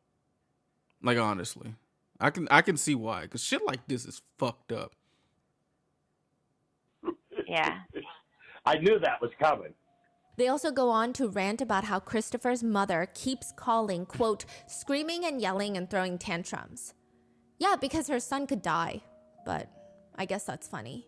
They both state that for the family to appeal the denial of treatment would be a waste of the family's time and money, so there's nothing that they can do about getting this potentially life-saving treatment denied. One of them remarks, "We're still gonna say no regardless." Christopher and his family end up suing. That's how this call is released. Through those court documents. This is how United Healthcare is talking about their customers that pay every single month. They laugh when they deny life-saving care. They also bury doctors' reports that told United, hey, if you alter Christopher's medications, that would be very dangerous for his health. They did not care. When all this came to light, a United spokesperson said, Christopher's treatment involves medication dosages that far exceed FDA guidelines. In cases like this, we review treatment plans based on his current clinical guidelines to help ensure patient safety. Which is not true. One of Christian's doctors wrote, this is not a typical case. He's very young. His condition is very extreme. Of course, we cannot stick to FDA guidelines. It's just not going to work for him. The FDA guidelines are there for the mass general public. And it's just a guideline. And they write, his disease is significantly severe with a diagnosis at a young age. He has failed every biologic medication class recommendations by guidelines. Therefore, guidelines can no longer be applied to this case. This is what's working. We've tried lowering his meds. It didn't work. So the United Healthcare is saying that we did it for him. That's exactly what Blue Cross Blue Shield was saying. Oh, right, They're right, saying, right. people are getting too much anesthesia, so we're doing it for you. And everyone's saying, doing anything for us. Yeah. You're crazy if you think that. This is such crazy gaslighting on a corporate level. One thing that I would like that these people who are in these higher positions to remember some things that they may have learned in history books, you know, because they are like changing history books, or they're going to change history books. The people will rise up when they feel it's time to rise up. I'm not going to lie to you. Y'all know I'm a tinfoil hat kind of guy. This right here, if it's if conspiracy planned or whatever, this is probably going to be the tipping point event of something to happen.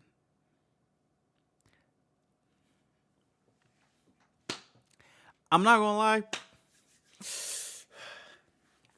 I'm over here trying to be sensitive as possible to the deceased. But at the same time, something in me, like, it's about to be a rage that's about to be unlocked if I get any more of these types of stories. You're laughing at people. When you're...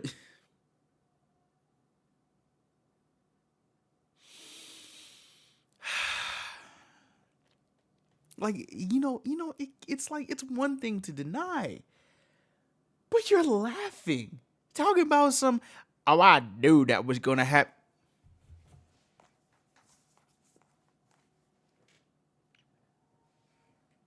Like, bro, you can't do shit like this and think everything's going to be peachy keen.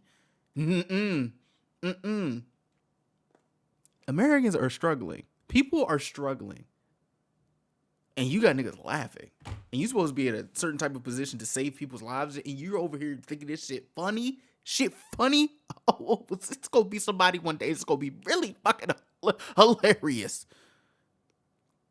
And guess what? These are other people going to be laughing at his joke too. It's going to be people laughing at this joke. And it's going to... This shit gonna be mad hilarious. Gonna be hearing a lot of laughs, my nigga. The fuck? On top of that, Christopher's parents, they both work at Penn State University. They're faculty. So they were talking to this person that was the medium between Penn State University and United Healthcare because it's the coverage that all the students get. All right. And originally that person was going to the bat. They were trying to help get the United to pay all these claims. And then out of nowhere, that person becomes way less helpful. And they wonder why. This was not publicly released to anybody, but turns out in the midst of all of this, she is now fully employed by United and no longer the university. Originally, she What? was employed by the university. Yeah. So her interests lie with her students. Yeah. But now So United has you- taken her on as an employee. She still works at the university and she's still the middleman, but she works for United. She does So- not work for the university. So whose interests is she protecting? That's fucking crazy. And nobody was informed about that. Thank you, husband. I appreciate you. I thank you for saying that. I never heard a bleep from you ever. Okay. Nah. Okay. Yeah. All They right. bought her off. Slim. Basically. Yes. Are you They said, fucking... here's a fatter salary. Come work for us. Yes. So what? And the thing is, you can't even try slide. Like, you can't even try give them breadcrumbs or something. You in the pen with the pigs, and you can't just slide a little bit of some, you know what I'm saying, to some people. You can't do that. So my question is, when you was working for Penn State, so was your interest in Penn State because the interest of Penn State is for the students? Because if you could be bought like that, that's crazy. That's crazy. Like, you real life turned your back on these people in their face. Or maybe, or just like, it's just, you turn their back on these people. We don't have to pay $2 million on this thing. Yeah. Cause I don't know if it was solely because of Christopher's case. One could maybe potentially, in their opinion, connect the dots to that. But it is very suspicious, is it not? And the fact that Yeah. even without Christopher's case, whose best interests are we serving? It's not the Yeah. students anymore. Yeah. It's going to be United. United also states that Christopher, they're not treating Christopher. These are not treatment conditions. This is where it gets so confusing. They say, we don't know his exact medical history, so we don't want to treat him. Those treatment decisions are made between him and his physicians. But Christopher and everybody else is arguing, but if you're denying coverage for the treatment that the doctor recommends, are you not dictating how he gets treatment?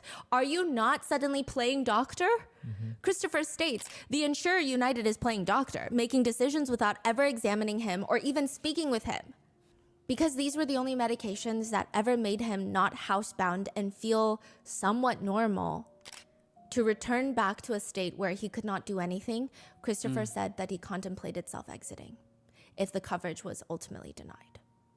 They are still engaged in a legal battle. I believe that they settled out of court. bro, I hope Christopher can get his medication, bro. Like, cause that's just so fucked up. Like, that's insane. Y'all slapping that man in his face, laughing in his face. That's fucked up. God damn, that shit got me tearing up, bro. What the fuck? Why are people so fucking evil? God dang. Shit, bro. But it was messy. One netizen states, United Healthcare, that's what it should be called. Some netizens say that the CEOs and billionaires of major corporations should feel like their actions have consequences. Not the consequence of murder, right?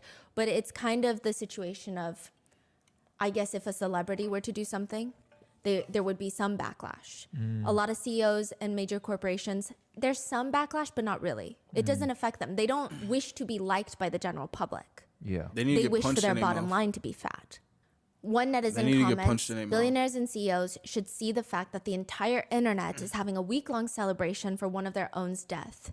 And they should really think about what that means. Again, I'm gonna be honest. There's only a couple things that's gonna make these people like stand in line. Is if there's like a pattern of them getting knocked down like dominoes, or they're losing a significant amount of money. That's the only two ways to get people to talk. I'm not gonna hold you, cause I don't like to condone violence, but at certain times it's necessary it's necessary to get active. It's really necessary to get active, bro. For real. Because this is insane.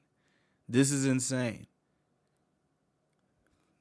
these rich motherfuckers is just looking at us, looking at normal people, and just fucking laughing.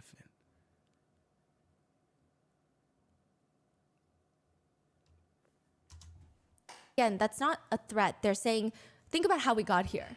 Think Yeah. about what you're doing with your life. But some of them have taken to making jokes, writing, my Amazon order is 4 days late at Jeff Bezos. You seen what happened to the other guy? Stop playing.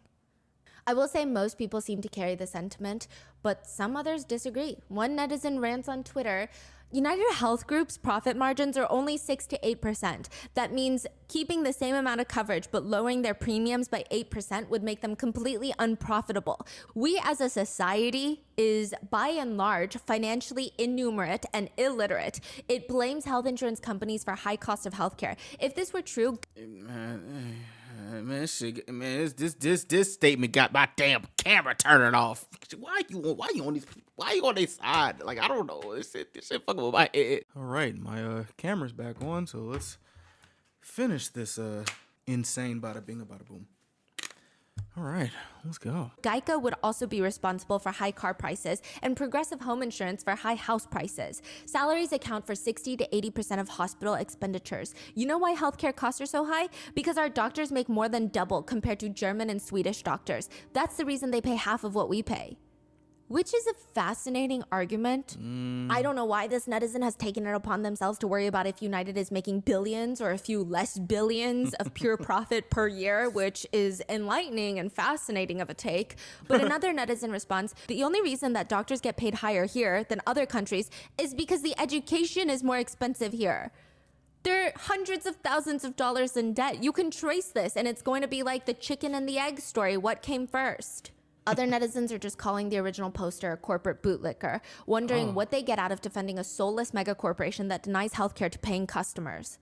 Others argue, even if all of this is true, that does not give anyone the right to shoot the man dead on a public street in the middle of the day. We have courts for those things.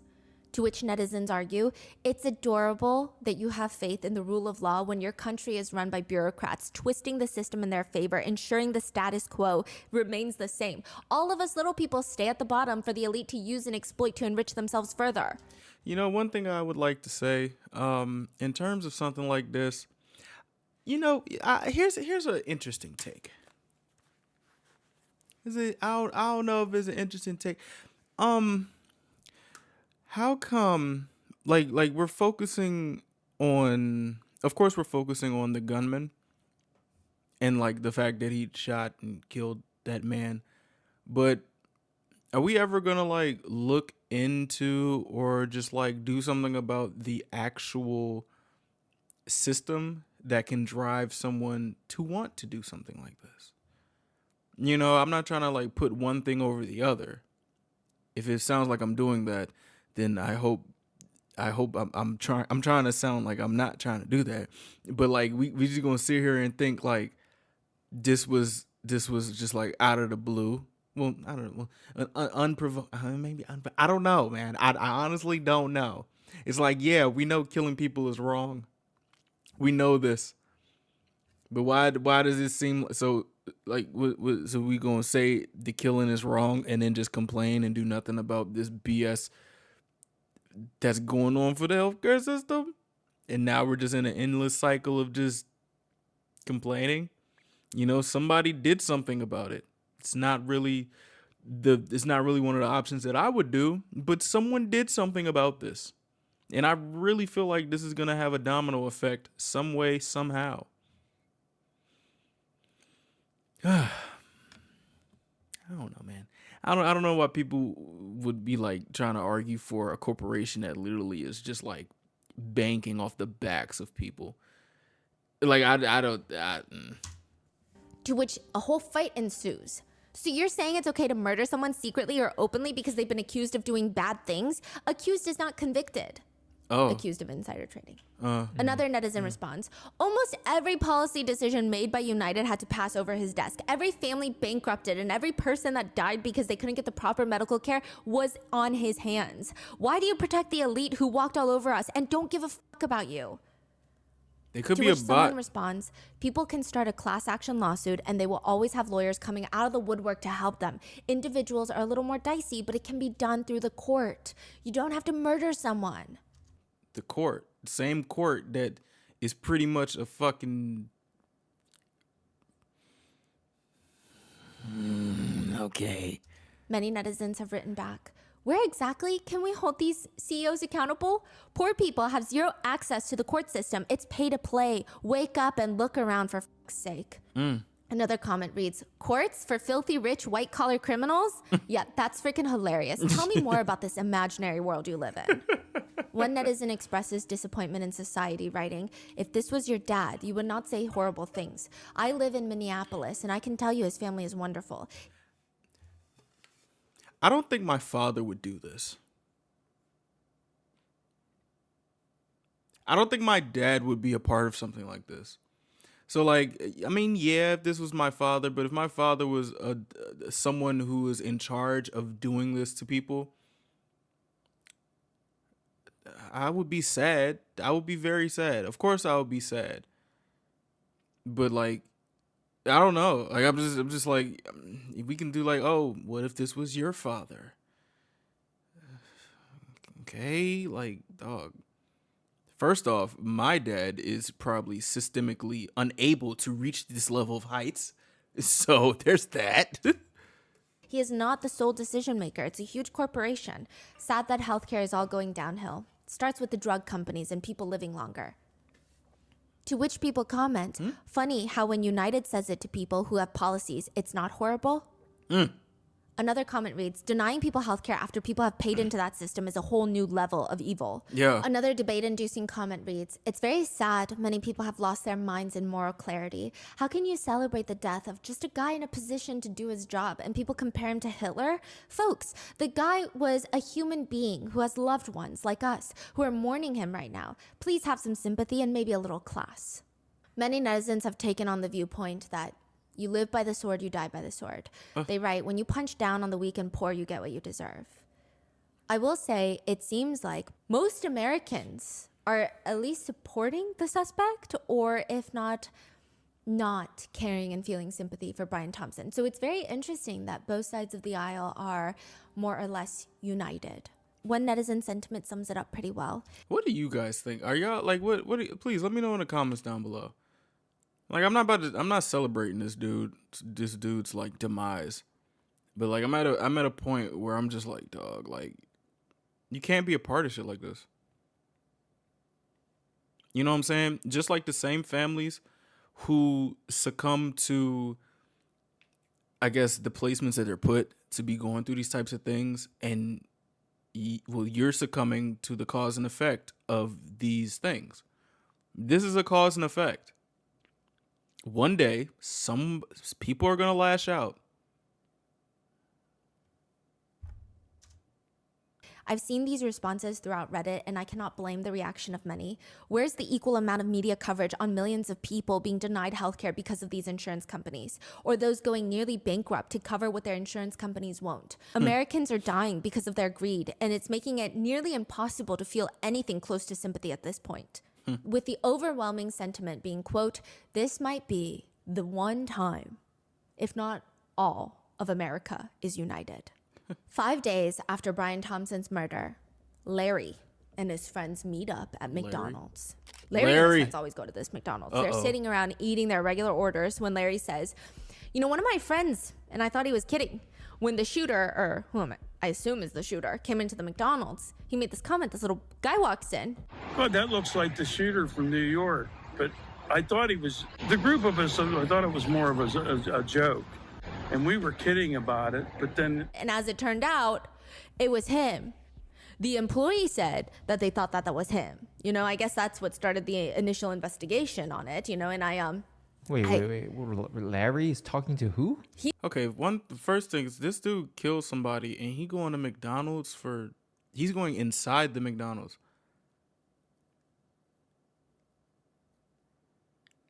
That's why I'm like, he's obviously not a professional. He's just going to places being seen, pulling his mask down and everything. Like, it's just like, okay. All right, then. Wow. Okay. He's telling the news station. So he's saying he's sitting at McDonald's with all of his buddies, and this guy walks in with a mask and a hood and a backpack, and they're like, that guy looks like the New York City shooter. Ha ha ha ha. Bro, what? Because, you know, what are the odds that he's in Altoona, Pennsylvania, Altoona. 286 miles away from New York City? Bro. So random. And this is a very small town in Pennsylvania. And they're like, hee hee, ha ha, giggling. But I guess the employee overhears at McDonald's, sees the guy when he's ordering, and decides, you know what, I think that's the shooter, and calls Bro. 911.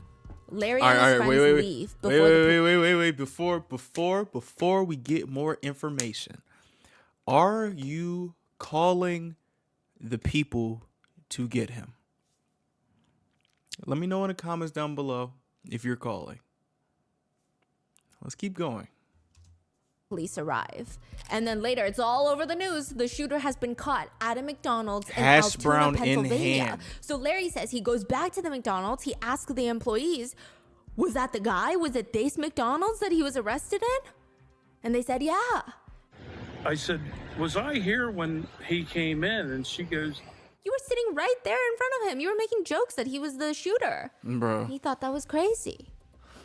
He said, I mean, he must have heard us when he walked in, but he had no reaction because we were talking pretty loudly. We were right there. Nigga had a fucking hash brown. They in said his that hand. the shooter was sitting in the corner eating hash browns. He does note that he was surprised that the shooter stayed as long as he did, considering he's on the run. But how did they think he's the shooter though? Because did he smile? Or did y'all see his eyebrows? Because when I first saw the picture, I was like, wait a minute. Why did that kind of don't look like him? Because I guess the part right here, he had like a little bit more hair and stuff like that. So I was like, oh. But then again, I realized people can shave that. So it's like, okay. You know what I'm saying? So it's like, I don't know. But again, at the time, he did not really think that. Larry did not think that that was the United shooter. But one of the employees at McDonald's clearly did. A 26-year-old man is promptly arrested at McDonald's, and I'm sure you've all seen the news by now. Yeah. That man is Luigi Mangione. That nigga He was from considered a Maryland, missing cuz. person. His mom filed a missing persons report for him November 18th of this year. But apparently he hasn't been in contact with his family for the past few months. Oh. In his backpack, police allege there was a 3D printed ghost gun, a 3D printed silencer, a loaded Glock magazine with 6 9mm rounds, and apparently multiple fake IDs, including one that was allegedly used to check into the New York City hotel by the person of interest in the pictures. Oh, shit. There was a U.S. passport, $10,000 in cash. Oh. The police allege that there was $8,000 in USD and $2,000 in foreign currency, which is going to be debated later. What? They state that there was clothes, face masks that were similar to what the suspect used, as well as Yo, a water bottle and a what? kind bar wrapper with fingerprints allegedly matching those found near the crime scene. They also state that they found my a spiral goodness. notebook containing entries and thoughts, as well as almost like to-do lists, as well as a 3-page manifesto that legacy media did not want to release. Why? But why though? First off, why does he have all this shit still? And also, I thought that he dropped the backpack off, so he had another back. This nigga is not a professional at all. All these networks had his manifesto in possession. You're kidding me. They would quote from it here and there. Wait, what? Ken Klippenstein is the independent journalist that released it. And he writes, my queries to the New York Times, Washington Post, CNN, and NBC to explain their rationale for withholding the manifesto while gladly quoting from it selectively have not been answered. So y'all remember when it was like certain things, there was something that happened. There was like this policeman that went on this rampage and started killing cops. Well, former policeman, I think his name was like Chris Dorner or something like that. And they released his manifesto fast as hell. Why like they usually tend to release manifestos fast AF, no?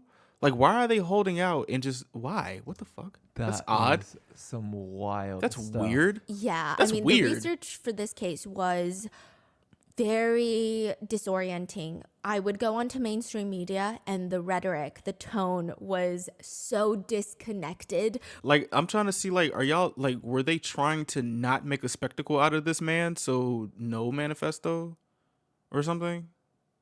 Like, you know, like what's them called? Hybristophiliacs or something? would like praise this man, or did they think like I hope I used that word correctly.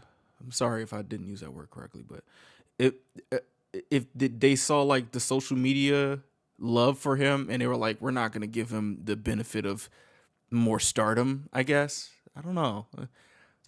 From even their own comment section. Not even just Twitter and TikTok, their own comment sections. Their own audience. Their own audience is like, are you dumb? But the manifesto reads in full. To the feds, I'll keep this short because I do respect what you do for our country. To save you a lengthy investigation, I state plainly that I wasn't working with anyone. This was fairly trivial, some elementary social engineering, basic CAD, and a lot of patience. The spiral notebook, if present, has some straggling notes and to-do lists that illuminate the gist of it. Okay. My tech is pretty locked down because I work in engineering, so probably not much info in there. I do apologize for any strife or trauma, but it had to be done. So we're getting like a this had to be done type thing. That's what I'm assuming. Frankly, these parasites simply had it coming.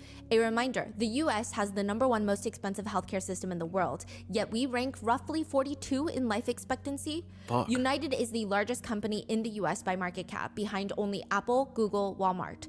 It has grown and grown, but has our life expectancy? No, the reality is these indecipherable words have simply gotten too powerful, and they continue to abuse our country for immense profit because the American public has allowed them to get away with it.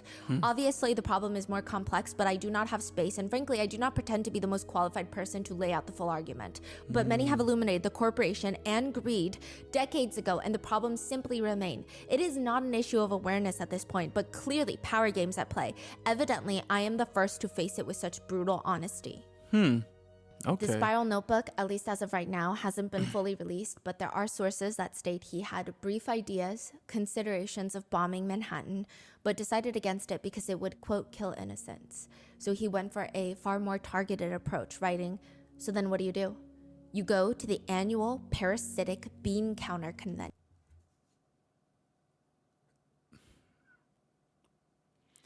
I'm not gonna say nothing to that. I was about to just say something that probably would rub me the wrong way. So, To whack the CEO.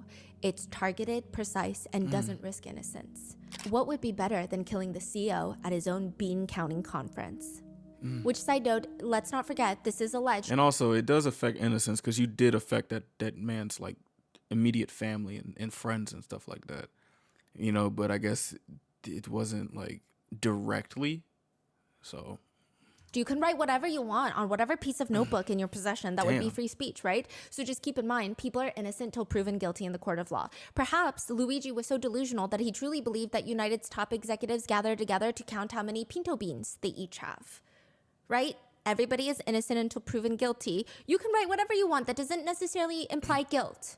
yeah, but I'm not gonna lie to you. I can only imagine what they're gonna do to that man. Like I'm not gonna hold you. It's something in my gut is telling me obviously it's not gonna look good for him. Fuck. Or maybe he thought this was a plot of a movie that he could sell to Netflix. Again, take everything with a grain of salt. But the police are saying this is like a slam dunk case. Slam dunk. Just case. saying. In his Goodreads account, he did state that he wanted to read the biography of the creator of the atomic bomb, and he did rate the Oppenheimer? Unabomber's book 4 stars, so there's that. However, what does that even really mean, right? I could rate any book 5 stars. Bro. In the midst of researching this case was when Luigi Mangione was arrested while I was in the midst of researching, and the shitstorm just began. This man's entire digital footprint comes out within a day or two since his arrest, and probably more so trickling in now. Netizens found his Twitter account. This guy seems very normal. He liked posts about caffeine. It's amazing how caffeine really is the only drug that has reached this level of social acceptance. Imagine someone saying, the first line of cocaine in the morning is one of my favorite things in life. Yo. Or without my morning joint, I can't function. I'm not even gonna hold you. Caffeine is like it does give me energy. Like I just started like intaking caffeine and like doing like stuff for like working out and stuff, and I'm like, damn. Wow. I can see how this can get addicting. Morning he joint. reliked this. Or just a forum screenshot. Again, not his words, just a repost, but maybe it can shed some light on his viewpoints. The screenshot is of someone asking the question, what are your thoughts on this quote? It is no measure of good health to be well adjusted to a profoundly sick society. Someone responds, Damn. those who feel strong aversion to adjusting to a maladjusted society are deemed mentally ill, alcoholics, substance abusers, or slackers. Yeah, I feel like that is a thing, and it's like not a surprise. You know what I'm saying? It's like the saying like, oh, are you crazy if the whole world is crazy? You know, or something like that. It's like, okay. You know, I kind of find some similarities in that type of mindset, but I wouldn't shoot nobody, so. They are corralled into a 12-step group and or a mental hospital or placed on medication or even just shunned, all in the attempt to make them conform and fit in when what really needs to happen is change in the society itself. Yeah. He reposts another quote, being smart makes you more prone to confirmation bias. Luigi allegedly elaborates on this viewpoint, stating, in retrospect, it shouldn't have been surprising. Confirmation bias is what happens when that little lawyer in your head takes control of your thinking process, and smart people have a very smart little lawyer in there. To which netizens have commented, yeah, well, you better get a lawyer a call. Nigga. They find Luigi's Instagram, which has Yeah. since been taken down. Of His course it Goodreads is. account, like I was telling you, also taken down. His LinkedIn, and it shows that he graduated in 2020 with a bachelor's degree from the Ivy League UPenn, and then eventually went on to get a master's in computer science and minor in mathematics.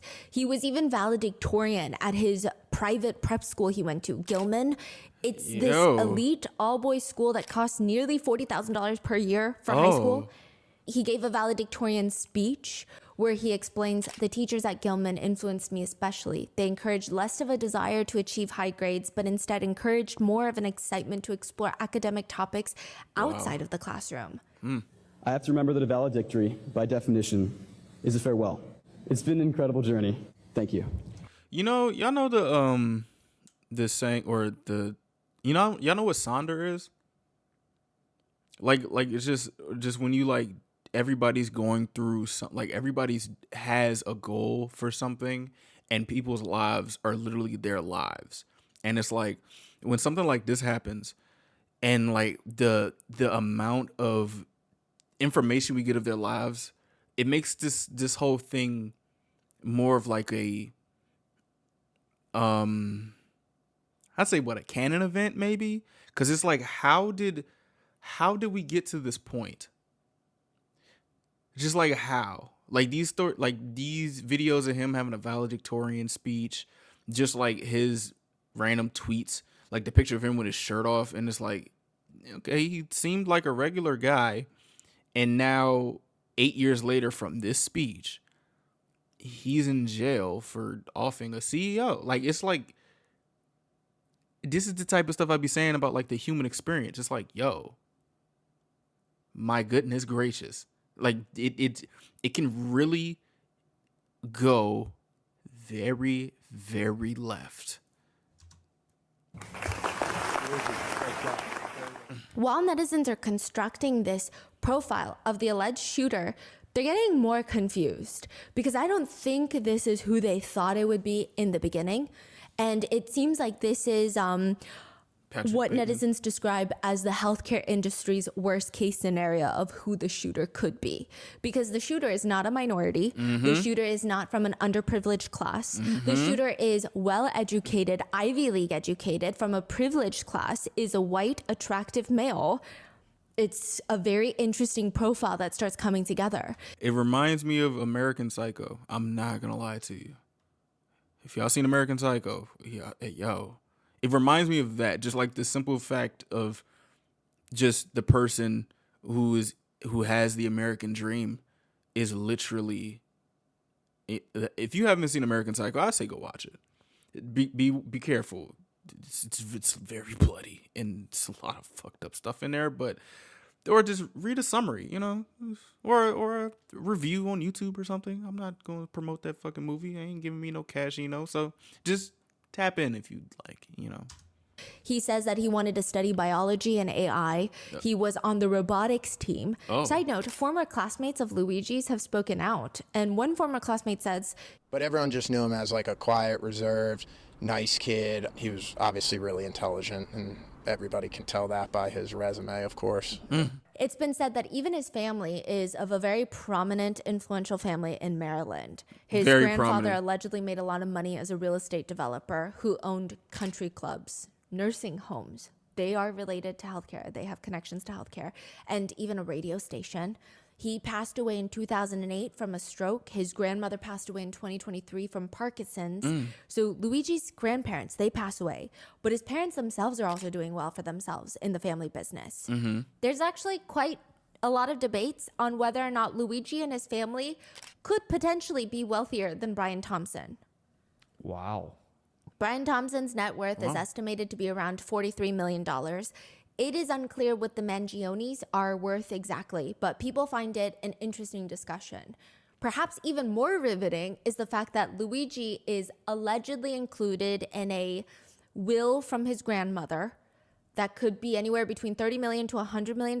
It's not just for Luigi himself, but they have a very large Italian family. Anybody who is charged and convicted of a felony forfeits their right to any inheritance. Really? So it appears that if that is true, Luigi does not care for money. Wow. And there's I a didn't lot know of money that. in his family. They donated over $1 million to the local hospital, Greater Baltimore Medical Center. The unit for high-risk obstetrics has the Mangione family name on there. You know what I'm thinking? I'm thinking like, you know how like there's like your family has like traditions and stuff like that. And then there's like that one child that is deemed the black sheep. I believe myself to be that. But like, it's like this guy comes from wealth. He comes from people who are connected in the healthcare industry. And I guess maybe he has seen glimpses, and I'm just going off the top of the head, because it's like I can honestly see something like this happening, because it's like the family tradition, somebody breaks the family tradition, and it's just something like this. You know, it's like they may have seen the ugly parts of wealth, and I guess someone that they deem like, because I'm trying to think, like he I guess according to what Stephanie said, he thought about bombing Manhattan, and it's like, okay, this is like, bro, like a message being sent for what reason? You know, you could probably say like, oh, he comes from wealth, why would he do this? It's like, it makes me wonder, what is the reason? Like, what is it? Because then my tinfoil hat finna be like, did you know this nigga? Like, did you know this dude? I don't know. It's like, whoa. They have the Mangione Family Foundation that supports nonprofit healthcare facilities. They run a real estate healthcare connected empire with nursing homes. Even more fascinating is Luigi's immediate cousin is Nino Mangione. He's a Maryland state delegate known to be quite conservative. He describes himself as, quote, conservative Republican fighting for freedom and the future of Maryland. He actually had to cancel his political fundraisers because of Luigi. If you want to fight for the future of Maryland, can you please fix our fucking education system? Please. Please. Like, bro, please. Damn. Luigi's arrest. He states, because of the nature of this terrible condition involving my cousin, I do not believe it is appropriate to hold fundraising events scheduled this Thursday. I want to thank you for your thoughts and prayers and support. My family and I are heartbroken and ask that you remember the family of Mr. Thompson in your prayers. But like I said, it appears that Luigi has not been in contact with this very wealthy family because they reported him missing a month ago, and they state that they haven't spoken to him in months. And I think once people start digging into Luigi, getting his Twitter, Goodreads, Instagram. Wait, you reported him missing a month ago and you haven't spoken to him in months? The question is, why did he kill Brian Thompson, the CEO of United Healthcare? One of the last quotes that he ever liked on Goodreads is from the Dr. Seuss book, The Lorax. It reads, "Unless someone like you cares a whole awful lot, nothing is going to get better." It's not. Some netizens have joked that the Lorax radicalized Luigi, Bro. but is that really why? The shell casings on the bullet used to kill Brian Thompson, Lord. there were 3 left behind at the crime scene, and there were 3 words etched into each of the bullets. One bullet says delay, the next one says deny, and the last one, interestingly, says depose. Depose means to remove someone from office or power, to dethrone someone. Oh my god, I didn't know it was like 3 separate ones. I Yes. thought it was all included yeah, I in one thought of them. I did 3 too. separate ones, 3 shots fired. That's Yo. even more Crazy. like A lot of thought, Yeah. a lot Yeah. of planning. Now, it seems to be a reference to the book called Delay, Deny, Defend, which is a book written about how insurance companies get away with denying care and denying claims. Literally, they will deny and delay the payment of justified claims, deny payment altogether, and then eventually they'll defend their actions by forcing customers to enter in these very pricey litigations that they know that they're not capable of doing. That's crazy. One netizen writes online, "When I delivered my son 16 years ago, I had 2 different insurance plans, one through my employer and another through my husband's employer. Both of them were allegedly United. 2 plans, right? So better coverage, right? You think. Wrong. United Healthcare spent months arguing with itself over which of our plans would cover what medical expenses, Bro, what the during which fuck? time the hospital were still billing me, sending me to collections, Bro. etc. My son then got sick at 7 weeks, another hospitalization, another round of arguing which plan was going to pay what. This is Long hell. story short, $15,000 in medical bills within 7 weeks, 2 insurance plans, bankruptcy due to medical bills that United Healthcare wouldn't cover because it couldn't figure out which of their 2 policies was going to pay for it. Bankruptcy, That's- 2 insurance plans, gotta love United Healthcare. That's fucking Delay, deny, defend. Another writes, "My mom is currently dealing with United Healthcare, saying she has almost reached her lifetime max and they will not cover anything after she reaches it. She has maybe a month or 2 left. She has stage 4 cancer and there was no evidence of disease, but she gets treatment every 3 weeks to keep the cancer away.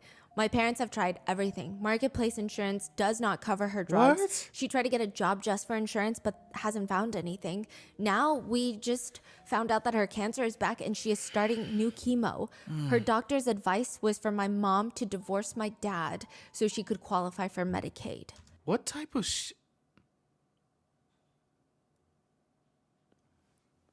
Let me calm down. Just let me calm down.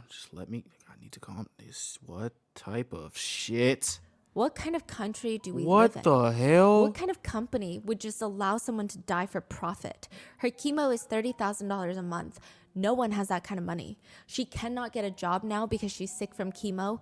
We're hoping to figure out what to do with her. It's the last thing someone who is fighting for her life should be dealing with. Oh my gosh. Delay, deny, defend. Medical divorce is actually quite common. There was a heartbreaking story a few years ago, and this is just one story that gains a lot of traction, but this happens on a daily basis where a woman was engaged to marry the love of her life. She has brain cancer. They had this beautiful wedding ceremony, but they could not get married legally. Why? Because she doesn't want to pass on medical debt to her husband. Another netizen writes, "My 52-year-old mom felt like her cancer was returning and was growing. Healthcare denied a scan my mom needed. They were delaying it, saying she needed to wait 8 more weeks because it hadn't been long enough since her last scan. At any rate, without a scan, chemotherapy cannot be restarted or any sort of radiation treatment. We could not afford to pay thousands out of pocket. My mom was barely working. Her coworkers donated their own sick hours at work so that she could keep her insurance. Because if you get fired from your job, you lose your insurance. This shit is We were barely fucked. scraping by. Things were stressful and money was already so tight.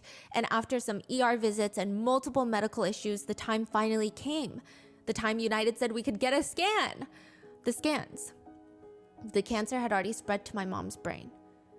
But now it was too late for anything to be done. We were told that they would have needed to start treatment weeks ago to prevent it from getting to that point, and there was pretty much nothing that could be done now. I'm trying. How do you have these type of things come across your desk, and you just like I feel like I'd feel bad Like, I really hope I never have that type of disassociation to humanity for profit, just to, you know, reach some type of quota. Cause like it's like what the fuck, bro? Like, what the hell? She was the kindest and most caring person. She cared about everyone she met. One day, after we bought groceries with most of the funds we currently had left, I was driving home and she rolled down her window and handed a man without a home $20 and gave him a big smile. $20 was a lot for us at that time. She looked at me and said he needed it more than us and that we would be okay. I smiled and I nodded back. United robbed us of more time with my mom. Maybe she wouldn't have lived another year with the scan and chemo when she first noticed returning symptoms. Or maybe she would have lived a few years. We don't really know. But without the scan, without the chemo, without the radiation, they were actively taking coins out of the meter of her life. That's fucking crazy. Instead of just refusing to feed it. That's fucking crazy. United Healthcare profits not just by denying claims, but also largely profits by delaying services. They hold on to their money and save thousands of dollars on my mom and people like her by essentially letting her die more quickly and not having to pay for additional chemotherapy or for radiation, extra doctor's visits, and fewer overall hospital visits. I'm trying to figure out, like, for what? What do you need all this money for? Like, for what? Like, to be on top of a list above people? Like, for what? Why? Like, why? Why do you want to be at the top so damn bad? Like, are you getting more money from being at the top or something? Like, for fucking what? I don't understand. Niggas is the 4th largest company next to Google, my nigga. Like, for what? Google and Apple. Like, for what? What the fuck? They're a criminal enterprise operating under our noses by lining the pockets of lawmakers, forcing smaller healthcare facilities and independent pharmacies to close, limiting access to healthcare locations to millions of Americans, especially in smaller towns, delaying life-saving services, all while profiting billions and more every single year. That CEO died a far too quick and comfortable death in comparison to my mother and people like her who are suffering every day and barely get by financially, physically, and mentally, while modern day mobsters toy with their lives for profit. When that shooter's story finally comes out, it's going to resonate with many of us. I've always thought myself a very impartial juror, very open to facts and fair punishment and treatment and playing by the rules. But I don't think I could, in good conscience, find this person guilty in a court of law. You may say, who are you to say he should pay with his life? I would respond with, who are you to say that my mom and innumerable other Americans should have paid with her life and by suffering just to simply line his pockets with a few extra bucks? I'm an atheist. However, it's days like this that I wish there was a hell, because it's people like the United Healthcare CEO who deserve to spend an eternity suffering for what they've done to others for their own gain. He and United Healthcare are not out here starving on the streets, stealing a loaf of bread to eat. They are dragons amassing wealth while raising our cities. Delay, deny, defend. Fuck, bro. And sure, if someone is heartless, they could blame the customers somehow by stating, well, it can't be everyone. But how is it that pretty much every division that United Healthcare touches, other than the shareholders and people making millions off the company, there's at least some people with horrendous life-altering experiences, even their own employees? One alleged United Healthcare employee states that when she got a call from a customer, a client technically, who's in tears, they were telling her that they were going to die because the medication that they need to live is $1,500 a month. They don't have that. And United, the people that they pay to be insured, won't cover it. She says her superiors told her the only appropriate answer for someone like that is to tell them, contact the drug manufacturer and see if they'll give you a manufacturer's coupon. The same alleged former United employee states that a man had called in once crying, stating that his doctor told him that he needs to get this very specific medication, but it's not covered.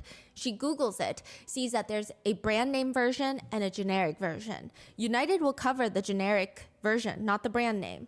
And instead of thousands of dollars a month that he cannot pay, it's going to be $20, $30 a month, and United has to cover the rest. She helps him out, gets it covered through United. He's so moved, so touched by her generosity of doing the human thing, that as a way to show his gratitude, he starts sending flowers to their office to show her managers that she's stellar at her job. She should get rewarded for it. She should be promoted. Bro, did they fire her? It's supposed to be this beautiful story with a beautiful end, right?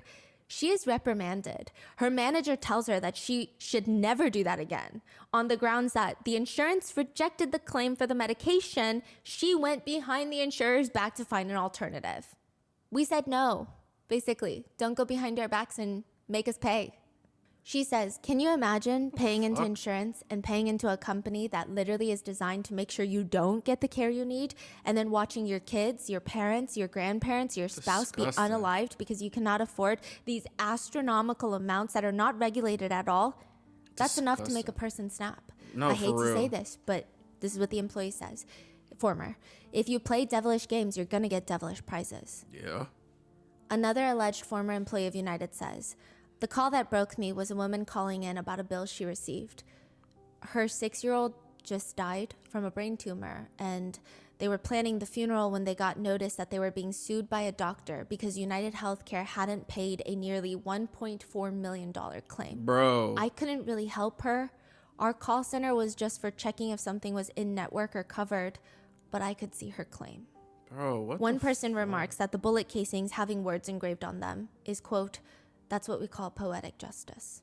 For a while, there were speculations that Luigi Mangione had United Healthcare and had encountered some of these insurance nightmare stories like everybody else. But it's been stated that he was never a customer of United. However, netizens are still putting the dots together. According to his Goodreads, in 2022, Luigi starts reading books about chronic back pain.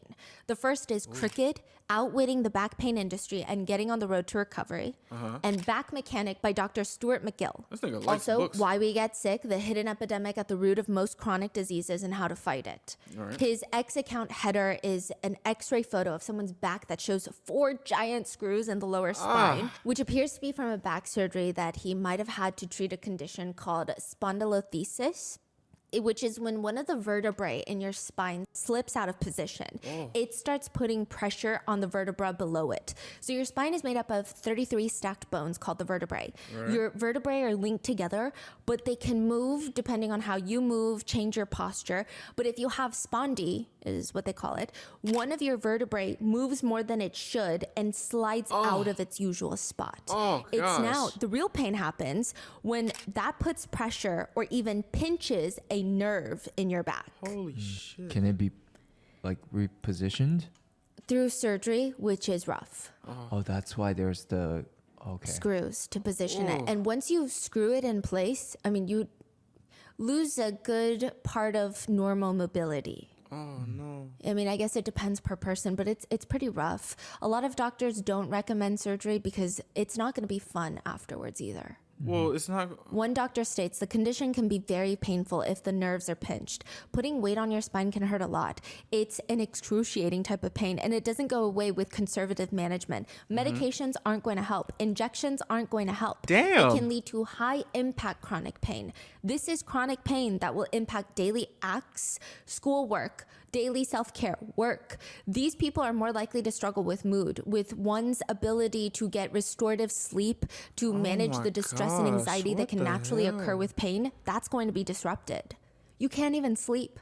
And it's like stuff like that. You got United Healthcare saying, "Oh, it's not that bad." Like, what?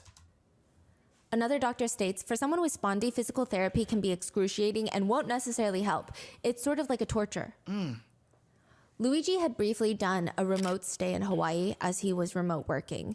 He was staying in this dorm-like structure with a bunch of people that were working remote. And the landlord of that structure says, when I first interviewed him, because they all have to be interviewed, they want everyone to get along. It's like a co-living situation. Right. When he moved in, I remember he said he had a back issue and he was hoping to get stronger in Hawaii. Luigi allegedly told the landlord that he had chronic pain from a pinched nerve from a misaligned spine, spondy. The landlord states, he said his lower vertebrae were almost like a half-inch off, and I think it pinched a nerve. Sometimes he would be doing well, and other times not. I mean, it was pretty traumatic and difficult that he just took one basic surfing lesson. that beginners take. He was completely bedridden for a week. Oh my This is just from a little lesson that he took? No, so he had it already, and the doctors told him that he could be mobile. And he should be mobile. So he takes one basic surfing lesson and Fucked he his becomes shit bedridden for a week. So it seems that it exacerbated it. He went on to say that Luigi, quote, he knew that dating and being physically intimate with his back condition was not possible. I remember him telling me that and my heart just breaks. He said he felt sad for Luigi because Luigi is this young, smart, accomplished, upbeat engineer. He seems very much into being active, fitness. He loved hiking, surfing, all of these things, and he can't even do that anymore. Damn. But he does remember that Luigi told him he was going to get spinal surgery in 2023. So he texted Luigi. This is after he moves out of Hawaii. Luigi just responds, long story, when asked about how the surgery went. No more text messages after that. No matter how often he tried to contact Luigi, he would text him, yo, you awake? Where in the world are you? Nothing. Radio silence. Netizens were quick to find a Reddit account called Mr_Cactus that seems to belong to Luigi. He apparently liked to post about travel gear, Pokemon Go, spinal pain. Everything adds up. Age, college, How did they what find he was this? interested in. In one forum about Spondy, Luigi allegedly writes, I first aggravated my Spondy 1.5 years ago after surfing, a surfing incident. My back and hips locked up after that accident. And my whole lumbar and hips have been out of whack since then. Something is probably putting pressure on the sacral nerves that innervate the groin and butt area. Oh. He responds, yeah, it was when I was surfing about 1.5 years ago. Basically, the extension movement destabilized my spondy. A few weeks later, I slipped on a piece of paper and my right glute locked and right leg shut down for a week. I couldn't support any this weight is on it. crazy. Eventually calmed down, but the stability was compromised and the glute keeps thighs in place, I guess. He warns other Redditors, if there is anything tight in your hips, maybe check it out with a PT. Not to scare you, but, you know, my numbness has become constant. Numbness in his body.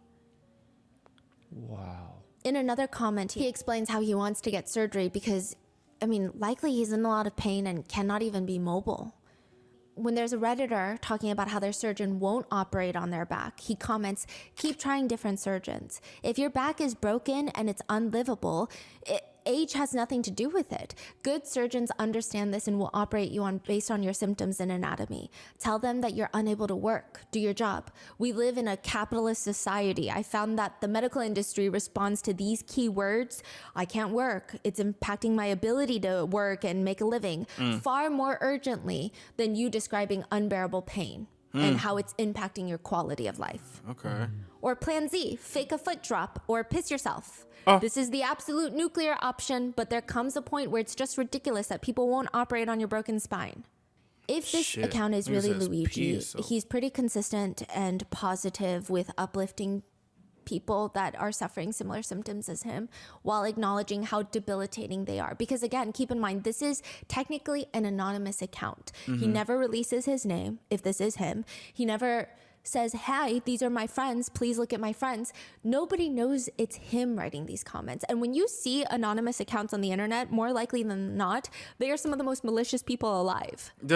Yeah. But he writes to others, stuck being sedentary when you're an energetic person and used to being so active is one of the worst aspects of this. But there are still ways to keep your mind and body active while you heal.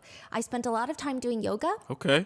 Being mindful to avoid certain positions, which was very different for me than my typical routine of weightlifting and martial arts. But I actually have learned a lot and didn't mind the transition at all. Basically, there are still options. Using your body, however, is currently capable will not only be critical for your mental health, but also helpful in your speedy recovery. There are always some activities that fall between your normal routine and nothing, even if it initially feels like it's the only option is being sedentary. Hope that helps. Sorry you have to go through this. In another forum about sleep and discipline, it reads, why do I feel like vomiting sensations throughout the day if my sleep the previous night is not good? Luigi allegedly comments, this has been happening to me since high school. I'm currently in college. Any night I would sleep less than 6 hours, which is a conscious choice, not unexpected poor sleep. I would feel nauseous. Is that unusual? I thought it was normal, to be honest. This is where it gets very interesting. A lot of people with chronic back pain have commented that it's not just your physical that declines. When the pain is so bad, you lose cognitive focus. It's not like you can lay in bed and still have a whole wonderful world in your mind, or be able to be on the internet and be a part of society in some way. He comments on a post about brain fog. And he writes, significant cognitive decline. Any thoughts? That's what the original poster writes. Luigi allegedly responds, I have been experiencing symptoms of brain fog since I was 15. I'm also a very critical, logical thinker like yourself. My symptoms were very minor at first, and I was able to excel in high school, but the symptoms worsened exponentially last year after my fraternity's very tame Hell Week. I simply wasn't able to recover from a week of disturbed sleep. It's absolutely brutal to have such a life-halting issue, especially since the issue itself wears down the critical and logical thinking mind you'd usually use to tackle the problem. The people around you probably won't understand your symptoms. They certainly didn't for me. As each test came back negative, the doctors won't have a clue what's going on. I'm sure you already know most of this, but basically, I just want to say that you're not alone. Stay strong. If you ever want to talk, I'm sure there's a lot we can learn from each other's stories. He further comments that it could have been when he contracted Lyme disease when he was 13 years old. Oh my goodness. That's when he started noticing the cognitive decline. He says, after my symptoms severely worsened last year, I underwent several rounds of blood tests. 2 of them included Lyme. I'm not sure the specific test, but the results were negative. Do you think this definitely rules out Lyme, or is it possible to still have Lyme given negative results?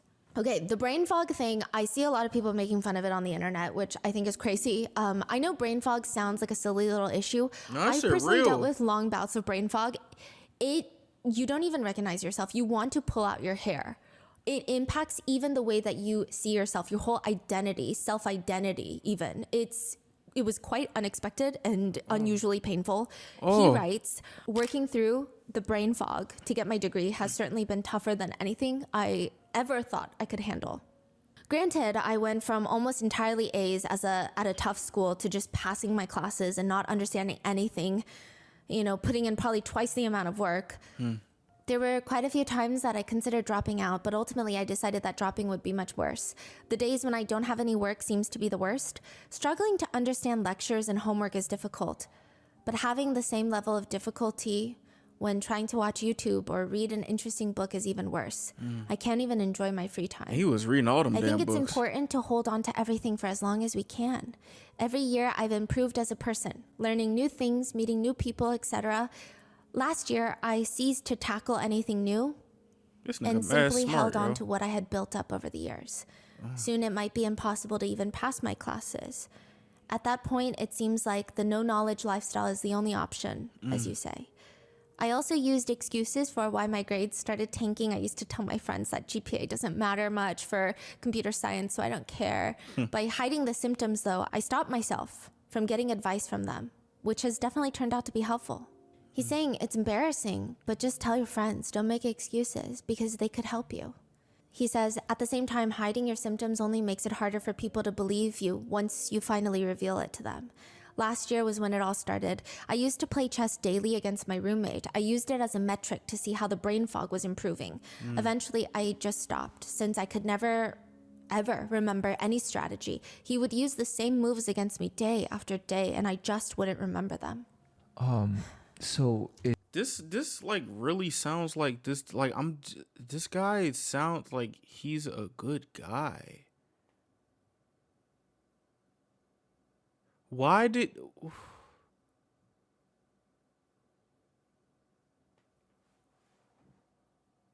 the hell?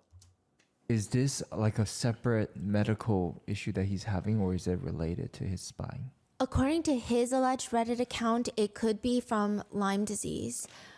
Netizens have argued both. Those with Lyme say, yeah, that sounds exactly what I'm going through. But also people with chronic back pain say, this is exactly what I'm going through. And the fact that he could potentially have both could have made it exponentially worse. And then there's also, at the same time, no help. Or at least it seems like he wasn't even satisfied, or something probably went wrong with the surgery, right? Yeah. When he say long story, it's not a good story. No. Right. Bro, what the fuck? In another Reddit thread, he admits to having visual snow, which is a neurological condition that a person experiences persistent visual disturbances. It's like seeing static over everything. Oh, shit. Just tiny flickering dots everywhere. It feels like you're stuck in a snow globe, visual snow. It's considered a pretty rare condition, but one netizen says, the brain fog and visual snow can be symptoms of the back condition he has.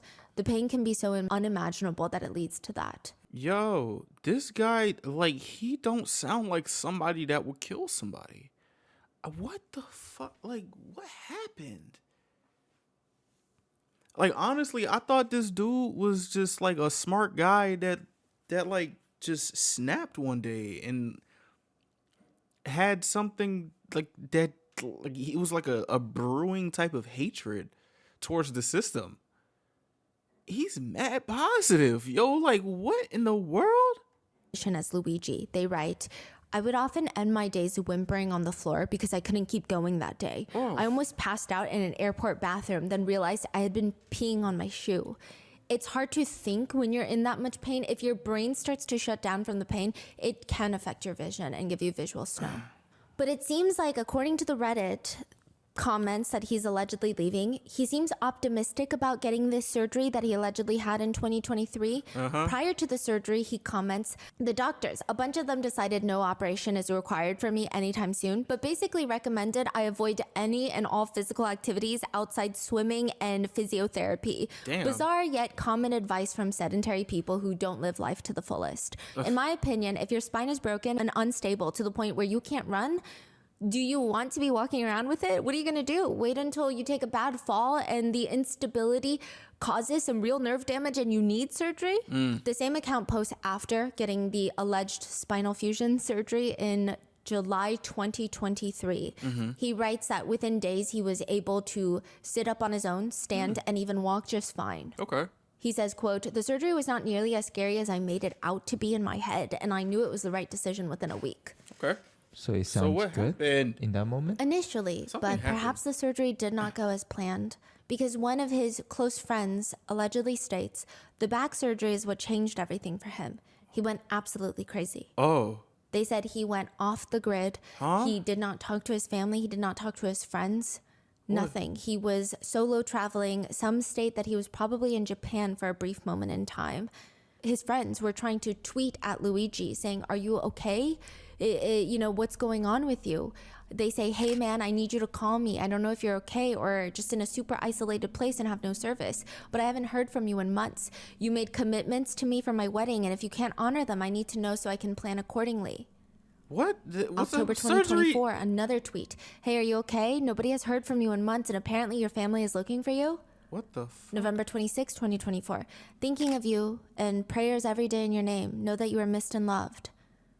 November 27th, 2024. They just keep at Luigi, his handle. What the fuck? One of Luigi's friends said that he sent him an x-ray of his back after surgery, and they said it looked heinous. It just giant screws going down his spine. Oh. And this new information has caused a lot of netizens to relate to Luigi's story. I feel like everybody knows someone or they themselves have been directly impacted with the torture system that is the healthcare system in the United States these days.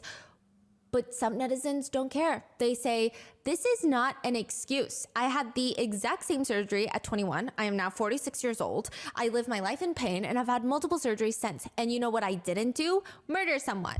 Okay.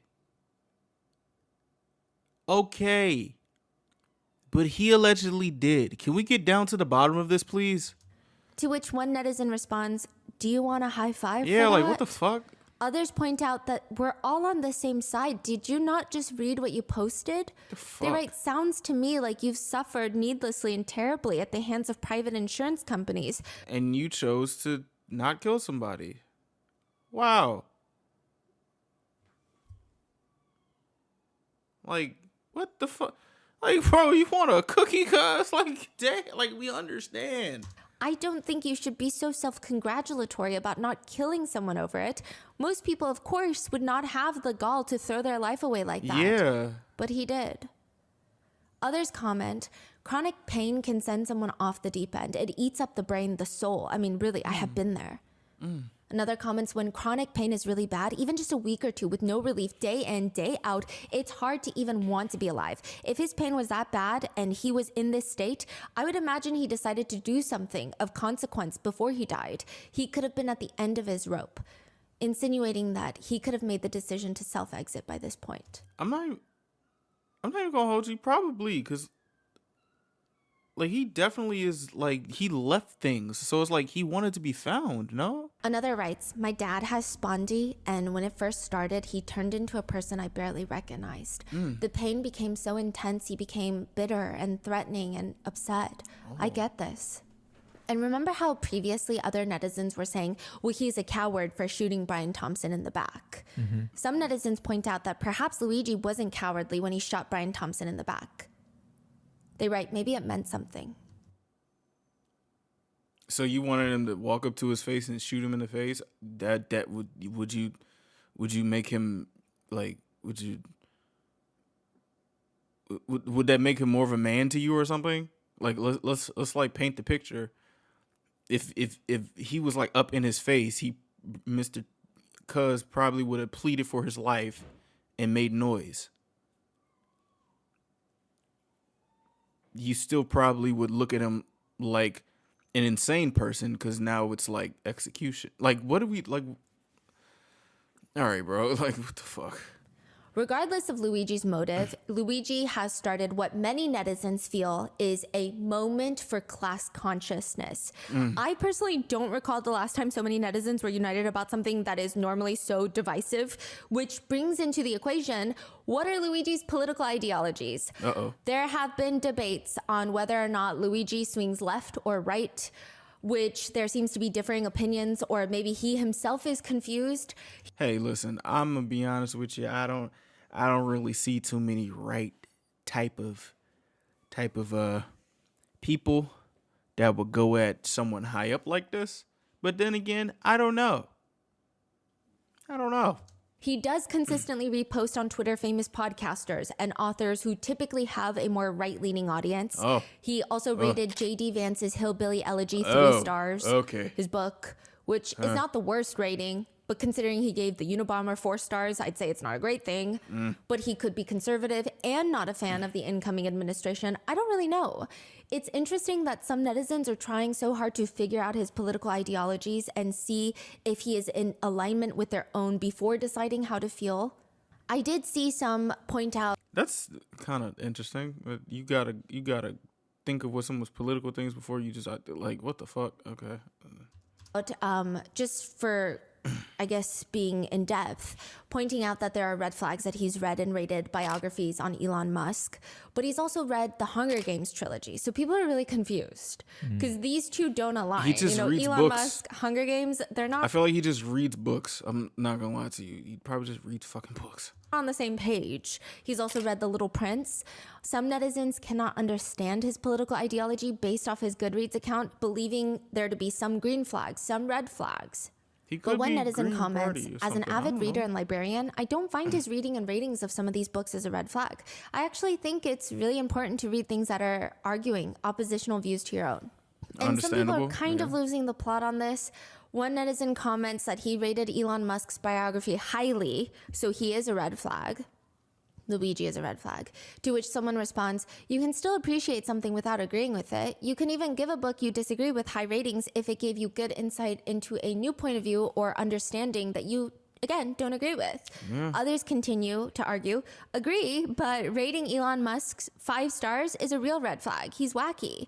To which All right, dog. All right, come on. Can we get back to the plot, please? Like, fucking hell. Someone responds, it was a biography of a book written by him. You can dislike a person and still appreciate an author for a good biography.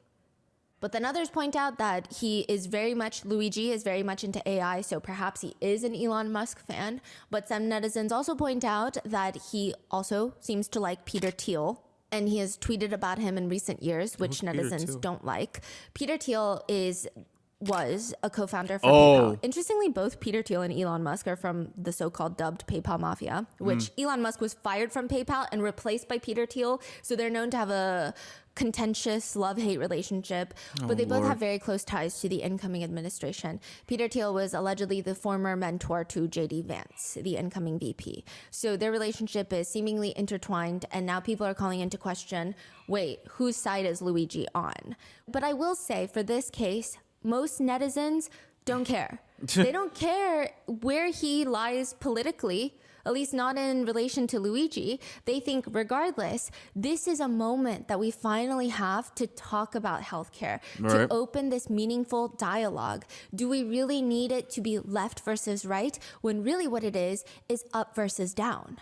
It's who's at the top That's a bar. and who's being denied coverage and dying at the bottom. That's a bar. That's what it is. It's a bar. They're saying it doesn't matter your political affiliations when there are massive healthcare insurance companies denying your claims. They don't ask you, hey, do you like this person or this party or this politicians or this tech founder who's doing some crazy things? Like, do you like this person or that person? They don't care. And they're saying that anyone that's trying to have that conversation is doing a disservice to all those Americans that are getting denied coverage. Other netizens have taken to just joking about it. They think the fact that he favorited the bullet journal is kind of funny. They comment he may have misunderstood what bullet journal means. Bruh. Additionally, many netizens really like Luigi based off of his Reddit account. His other accounts have his name and likeness. So all of his friends and family, probably the administrators at UPenn, can see his LinkedIn, can see his Twitter, his Instagram if they really want. But his Reddit account was more or less anonymous, and the way that he speaks, comments, and interacts with netizens, there is not a single mean comment. Yeah, you can tell what kind of person he is. Yeah, they believe he's a decent guy. He would tell strangers on the internet, you'll do great, whatever you decide. We can't be afraid to live our own lives to the fullest. Of course, always feel free to DM me if you have any questions in the future. Sorry, you're also a member of this shitty back club, but know that you'll be fine whatever you decide. Or surgery is scary, but the sooner you get past this, the better. Good luck with the neurosurgeon consult. Did you see the Chinese girl? Yes. Okay, so there was this Chinese post that went viral on Red, which is a Chinese social media app, and she was talking about how her friend was at the same Hawaii dorms that Luigi was in. And the post has been slightly mistranslated. It's come onto American social media stating that the girl was talking about how Luigi was so sweet. Everybody called him sweet. He was down to earth, very smart, very brilliant. And anytime he would eat ice cream from the communal freezer, he would replace it. So that was how it was translated, and it went viral in America. And people are saying that is so sweet because most people won't replace ice cream that they ever ate. But the truth of the Chinese post is actually much sweeter. Oh, really? Because the post is, her friend had just mentioned in passing, like, oh, I ran out of ice cream. And Luigi came with ice cream. Hey, bro, I'm not even gonna hold you, bro. This man got the best. He got an amazing digital footprint. So it's like, and I'm seeing some things like they're like calling him a terrorist and stuff like that, and I'm just like, no. Even when I was like looking at his picture like earlier in the video, like I was looking at some thumbnails or some things, and it just said they were calling him like a terrorist and stuff. I'm just like, this is very interesting, because usually these people, like aside when like you know how it is when someone kills somebody and they try to do like the PR for them of being a good person. Like it's literally this is the most I've seen. Not only of Luigi, but like this is the most I've seen of someone being a good person on the internet, especially in the depths of Reddit where people are mean as shit. Like that's I just want to know, where did it go wrong? Like I don't know, dude. And it was really well decorated. Ugh. He took painter's tape because I guess he didn't have ribbon lying around, because who has ribbon lying around? Like, I don't know if this is the right thing to say, but this is like an elite job of humanization. It seems like he's like the voice of the people. Like, and he's like not an asshole. Like, what the fuck? And he used the painter's tape to wrap it and do a little painter's tape bow That's cute. at the top. Bro. But some netizens don't agree, writing, the guy pops out from behind a car and shoots someone who is defenseless in the back, killing him. And Reddit is over here saying, what a kind guy. I'm not sure kind is the right word to describe a killer who made generic supportive comments on Reddit. Are these the same type of people that see these things where someone of a certain complexion kills or does something very, very terrible, and they see the nice pictures that they post on the news and stuff like that and have that same type of idea? If so, then shout out to you for being consistent. Shout out to you for being consistent. Good job. Another comment reads, yeah, he committed cold-blooded murder because of his overwhelming kindness. But a lot more people are supporting Luigi. Even in the same facility that Luigi is being held in after his arrest. He's in Pennsylvania as of filming this. He's fighting the extradition to New York. If he goes to New York, he's going to be held at Rikers Island. I think But the inmates of that same compound, they're screaming out the window towards the reporters, Luigi's conditions suck. Free Luigi. Yo. I'm gonna lie to you, bro. When there's like this amount of support for someone, this is very telling. Like, I know there's people who are like, you know, he did a terrible thing, but like, this is very telling. Like, there's people who are adamantly supporting him.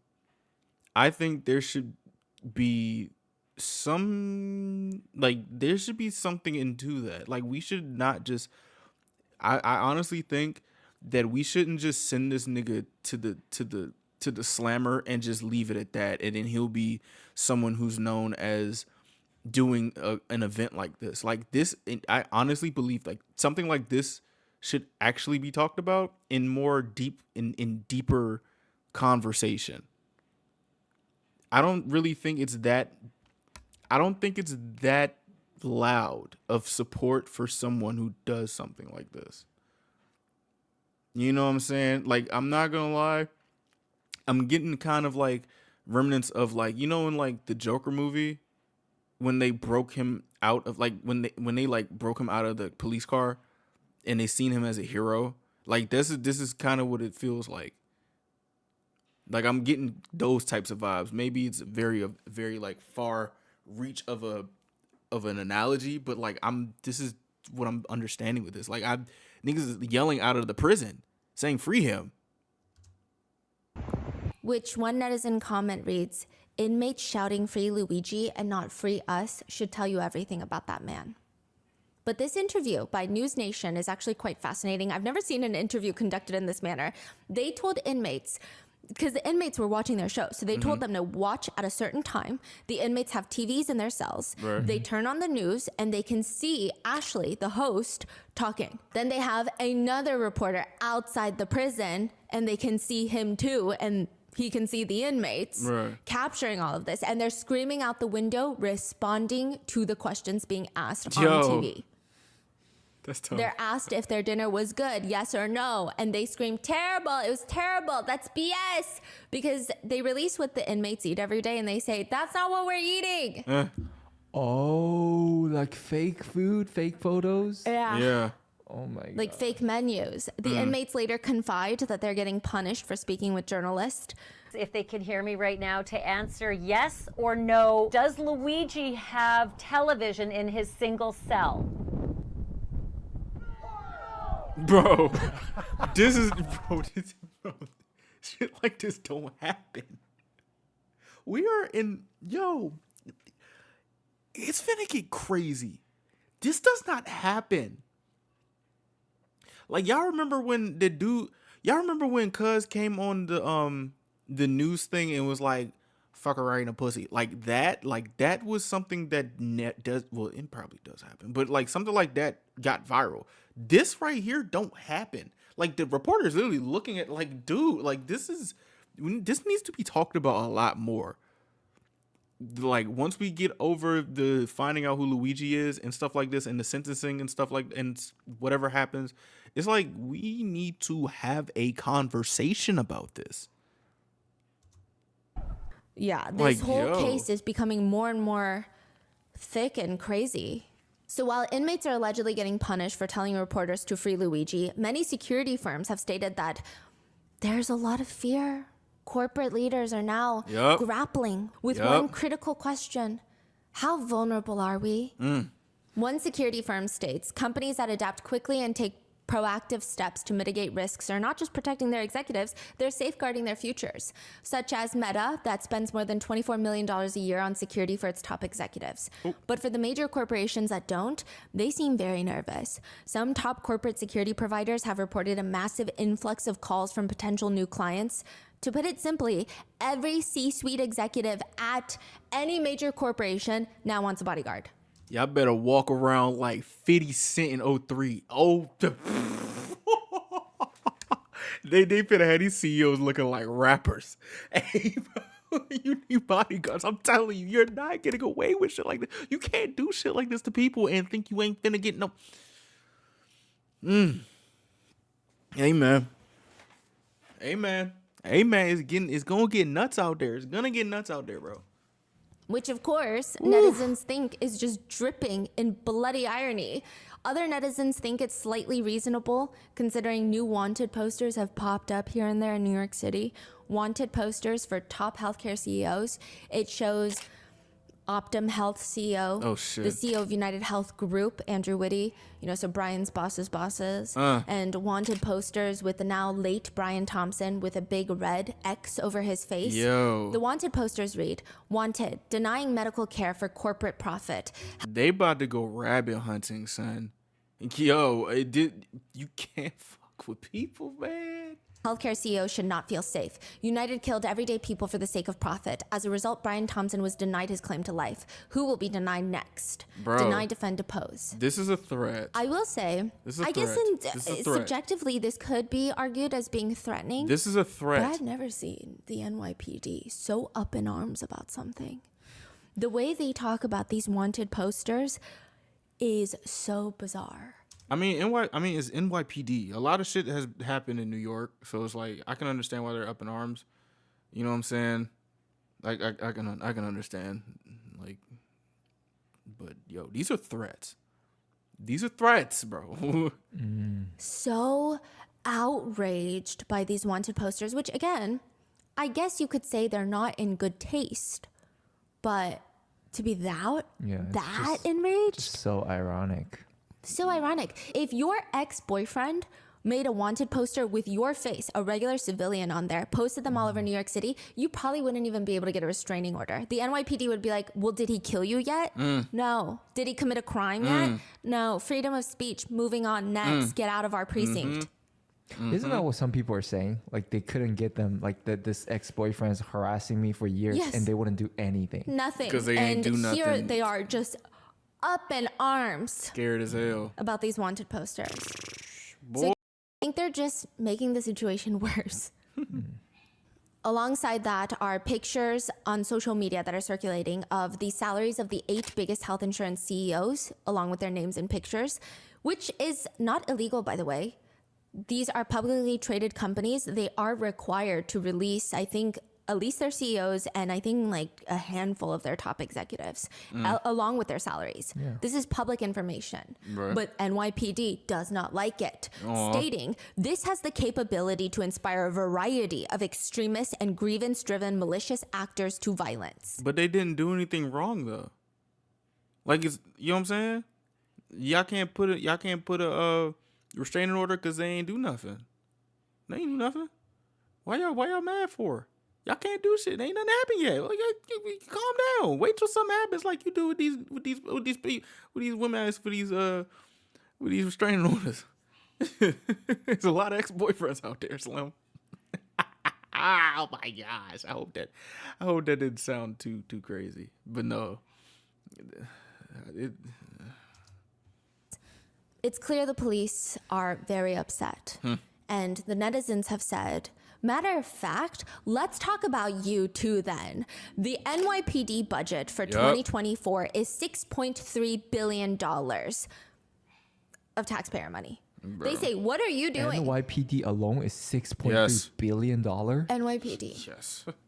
A year. 1 year. Insane. Shit. Wow.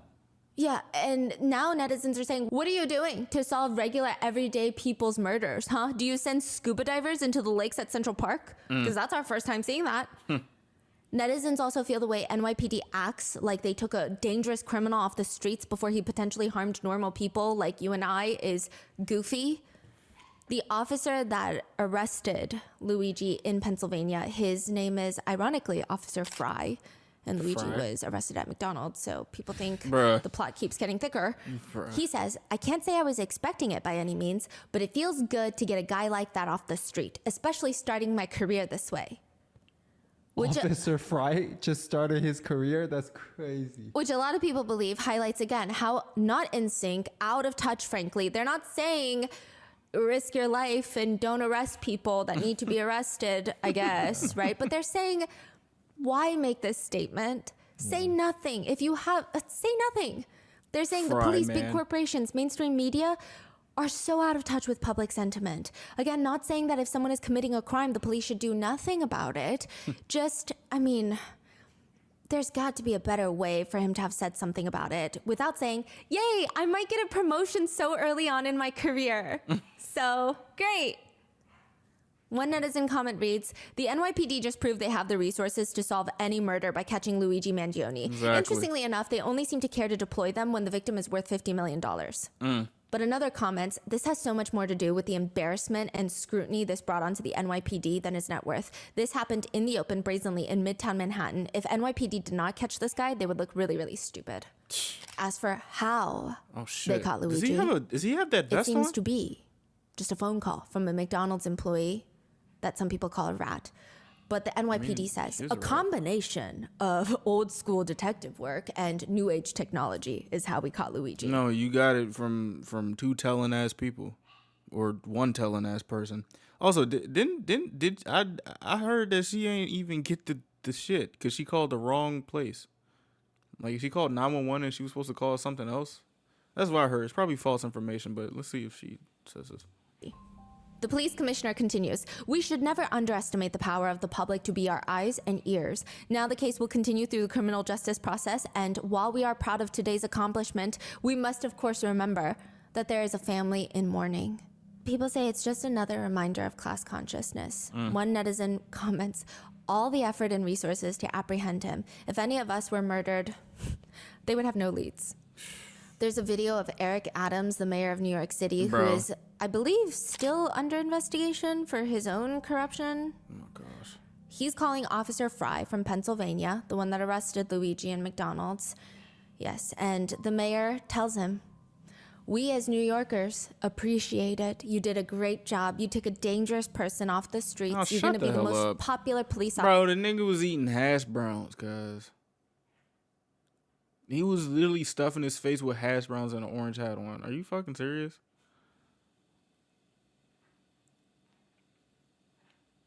Like, bro, like, come on, bro. Officer in your town. I guess we found your guy. Yes, we as New Yorkers, we appreciate it. You took a dangerous person off the street. We thank you so much. Well, you're gonna be the most popular police officer in your town. And netizens said, okay, bet. And the police have been receiving threats. Wait, for arresting Luigi. They threaten the police? So I guess popular is subjective. They threatening the police. Another disconnect between mainstream media and most netizens as well. Some netizens think mainstream media is overdoing the theatrics. Mainstream media writes that Luigi was a video game assassin. They write he once belonged to a group of gamers who played assassins in the video game. You scroll down, what's the video game, you ask? Among Us. This is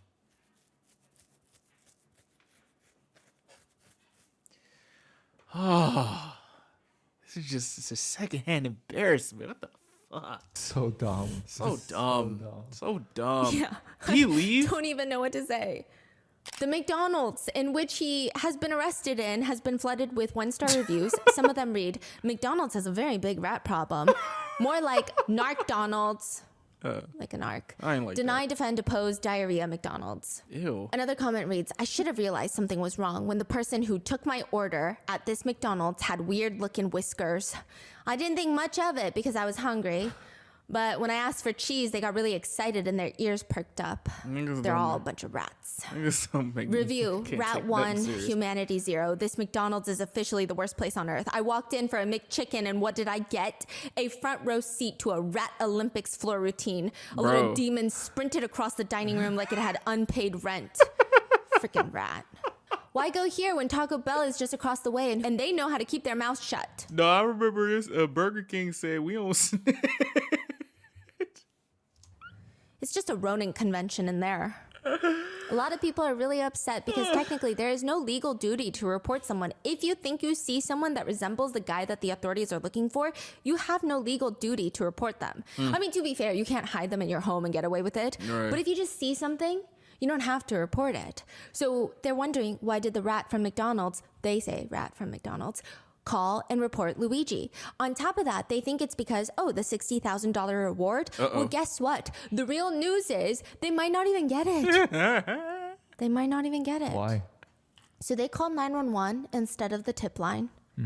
And usually the government goes through so many hula hoops to try and not give you the reward money. Oh my gosh, bro. Okay. Yeah, delay, deny, defend. Oh my goodness, bro. And that woman ruined her life. That's fucking crazy. Is what the United States will do. Like, that's actually crazy. Yeah. And it's like you have to wait until they're convicted. There's so many legal little hoops that you have to jump through. But one comment reads, if they get the money, whoever receives that money, I hope they use it for their health and still end up in debt due to denied claims. Damn. Then you have netizens posting pictures of Luigi and where he was the day of Brian Thompson's shooting. Bro, what? People have been photoshopping shirtless Luigi into their pictures, writing, what a busy month it's been. Special thanks to Luigi for his help on December 4th from 6 a.m. to 6 p.m. Bro, this What is a killing long me. shift to never leave our site, not even once to even use the restroom. Customers really enjoyed your catchphrase, Luigi. I'll never go to New York City, and the only thing I hate more than hoods on jackets is guns. Very Bro. weird thing to say. Y'all killed me, constantly, son. all day long to the customers, but also very funny. Put on a shirt, you goof. Bro, Yeah. it's killing me, Other son. netizens think this whole thing is crazy. Some netizens are still not over the fact that there was a lookalike contest in Washington Square Park for the shooter, writing, our generation is so unserious. But in a way, aren't we all him? Imagine he was actually there and didn't win. Others had very fascinating ideas, writing, oh my God, this is literally what I was LOLing about last night. What if all the New Yorkers just cosplayed him indefinitely? The CEOs would be having nervous breakdowns. Others say during his trial, we listen and we don't judge. Others didn't care for his lookalikes. They just cared for Luigi's looks, which fair points are made by some netizens. Objective attractiveness is objective attractiveness, I guess, okay? They comment, he is only guilty of being hot. Bro. Another one reads, Your Honor, my client Luigi Mangione is innocent. He was just demonstrating the true power of having looks that could kill. The only thing criminal is his bone structure. Another comment reads, good luck finding 12 jurors that don't want to fuck him. Yeah. Others believe that Luigi could be on the stand testifying and they would just hear blah, blah, blah. Whatever you say, handsome. Yeah. And another comment reads, my only question is, does he have a GoFundMe? Which there have been funds popping up here and there, but I will say I don't think Luigi will be using them. He does have 2 attorneys representing him already, and they are paid for. We don't know who's paying them, likely his family. I can't 100% verify this, but it appears he might have been streaming the song Criminal by Britney Spears prior to his arrest. What? Really? Oh, you in the hash brown? Would be not fantastic, NYPD. Be deplorable, NYPD, if you are listening to this. We should actually have a whole press conference about it. Other netizens point out things they find ironic or funny about this case, which nothing is funny about this case, NYPD. But they write, I think Luigi Mangione rating the Unabomber's manifesto a 4 out of 5 on Goodreads is so funny to me. It's like, yeah, that was pretty good, but like I could do better. One slightly unhinged, but I guess understandable netizen writes, currently consulting with an Etsy witch to get you out of this. Be strong, Luigi. An Etsy I witch? just think it's so fascinating that Everybody loves you him. know, this is the public reaction. Yeah, right? like this is It's crazy. so insightful. I think it says a lot. You know, it's a lot to be studied. Yes, so much to be studied. And what is to be studied is the healthcare industry. So what's very fascinating and truly angering for a lot of people is even with this debate, I will say the people making the memes and editing Luigi, it's definitely a smaller group of slightly more extreme, people. I wouldn't even call them extreme, just funnier Unserious people, I guess, right? But the generic public is, I'm not going to be sad about it. I'm not going to be sad about Brian Thompson's murder. And we should have these conversations about healthcare. Now, mainstream media is just picking from these memes, posting them on their little TV channels and saying things like, the system is broken. We can all agree on that. But murder is wrong. And they're so focused on the reaction of netizens that all they have to say about healthcare is the system is broken and we can all agree on that. Why don't you talk about how the system is broken? Right. Why don't you talk about anything else? Right. It's so goofy. No one believes you if you say stuff. And then watch this. Watch the sentencing goes, and they gonna get to talking about Trump. Watch. They gonna find something else to talk about. They gonna try to forget this shit happened. They gonna try and do that, bro. Like, what the fuck? Like that.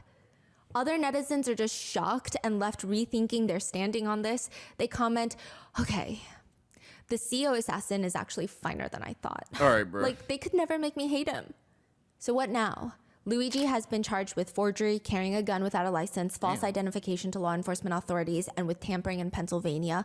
Prosecutors have filed murder charges as well as other charges against him in Manhattan. He is fighting his extradition to New York City. Side note, there were a series of released mugshots of Luigi. One of them appears that he has urinated on himself. Oh, fuck. And some people were making fun of him, saying like, there's no way he's the CEO assassin when he peed himself when he got arrested. He's baby. But a lot of netizens who have dealt with chronic back pain and spondy and spinal fusion surgery, they say that for about 2 years, you cannot hold in your pee. And it's actually a really big part of chronic back pain that nobody talks about, because as an adult, you're expected to do certain things. And it really does break your own identity. And it is humiliating. When you feel like you have to pee, you can no longer hold it like any other adult. You have to use the restroom right now. You cannot hold your urine. And they believe that the police would not let him use the restroom. Of course they would. And he peed himself. Of course they fucking would. And some netizens were actually pointing out, police have allegedly done this before, where if they really don't like a suspect, they'll try to get you to beg for things. They want to humiliate you. So they might have tried to get Luigi to beg them to use the restroom, and he might have decided he'd rather urinate himself. I think it was you that pointed this out, because we were talking about it over dinner, and you're saying he does hold his chin up high in that specific photo. So it might... That photo's like, you can tell his energy. Like, I'm not going got some to balls on him. beg, and I'm not going to... So, again, we could be speculating and we could be wrong, but something to note. During Luigi's first court appearance, it's been reported that, quote, prosecutors tried to highlight the $10,000, the $8,000 in USD, the $2,000 in foreign currency that was found on him. Also, they said that he had a Faraday bag, which blocks electronic signals. The prosecutors suggest criminal sophistication with what was found on his body. Apparently, smart. Luigi added during his first court hearing, this is when he didn't have an attorney, he said, I'd like to correct 2 things. First, I don't know where any of that money came from. I'm not sure if it was planted. And also, that bag is waterproof, so I don't know about criminal sophistication. Then during his next hearing, he's heard yelling while the cops slam him up against the wall. Fuck. This is completely unjust and an insult to the intelligence of the American people and their lived experience. That's completely out of touch, and it's an insult to the intelligence of the American people and lived experience. Which has opened the door to more conversations about the mainstream media coverage versus social media coverage. Mainstream media reports this as a violent outburst. They're almost framing him as this maniac. And he's like, some netizens have even stated, people are making jokes about this, but be prepared for the media to hand select photos that make him look as deranged as possible, which they've already started doing. They have started using a screenshot of him screaming where it looks like he's almost snarling at people. yeah. Mainstream media also has reported that, quote, thanks to the hero McDonald's worker, that a dangerous criminal is behind bars. Yeah, and they say this is the same mainstream media that believe McDonald's workers don't deserve a living wage. Suddenly they're heroes to them. Another mainstream media host actually wished Luigi to die in prison. He has been denied bond at his arraignment, and his family, Luigi's family, has made a statement saying, unfortunately, we cannot comment on news reports regarding Luigi Mangione. We only know what we have read in the media. Our family is shocked and devastated by Luigi's arrest. We offer our prayers to the family of Brian Thompson, and we ask people to pray for all involved. We are devastated by this news. In Pennsylvania, Luigi is represented by Tom Dickey, one of the few attorneys in Pennsylvania that's qualified to do death penalty cases. Not that this is a death penalty case as of right now. It wouldn't even be in Pennsylvania, but just to show he's a very qualified attorney. When asked if the so-called manifesto is enough evidence for the police, Luigi's attorney states, I know you can't tell, but I'm 5'6". But I could write on a piece of paper that I'm 6'5" and all other kinds of stuff. Yeah. So he's saying you can write whatever you want on a piece of paper. How is that evidence? Bro. Okay. Yeah. So a lot of people really like his attorney because the way he's just so blunt, for lack of a better words. Yeah. And he seems like he's having a good time with the media. As for evidence, he says he has seen no evidence against his client. He holds up both of his hands like he's trying to catch a ball. And he says, look, zoom in. This is all the evidence I've seen. Bro, they you can look on this table, and here's all the evidence I have right here, guys. So zoom in as close as you want to it. Nothing. They're gonna make a circus out of this asked joint. that yes, according to his staff, people are reaching out to him, trying to offer to help to pay Luigi's legal bills. CNN straight up asks him, why do you think people are offering to help pay his legal fees? Because they think He he's responds, a fucking hero. the Supreme Court says all these rich billionaires can give all kinds of money to candidates, and that's free speech. So maybe these people are just exercising their right to free speech and saying that's the way they're supporting my client. Yep. Which kind of shuts CNN up pretty quickly. So that's his attorney in Pennsylvania. Of course, it's Recently, CNN. he just retained another attorney in New York who, interesting, has a connection to another case that we've been working on. She is the wife of his first name, Mark, I believe, Mark Agnifilo. He's representing Diddy. And she's going to be representing Luigi Mangione. She is actually very well established. She's the legal counsel for the Law and Order show. She's the consultant to make sure that everything makes sense in the legal world. Well, damn. She's done a lot of good work, and she will be representing Luigi now. Okay. High profile attorney. All right then. Very well connected. Okay. Which is usually helpful. All right.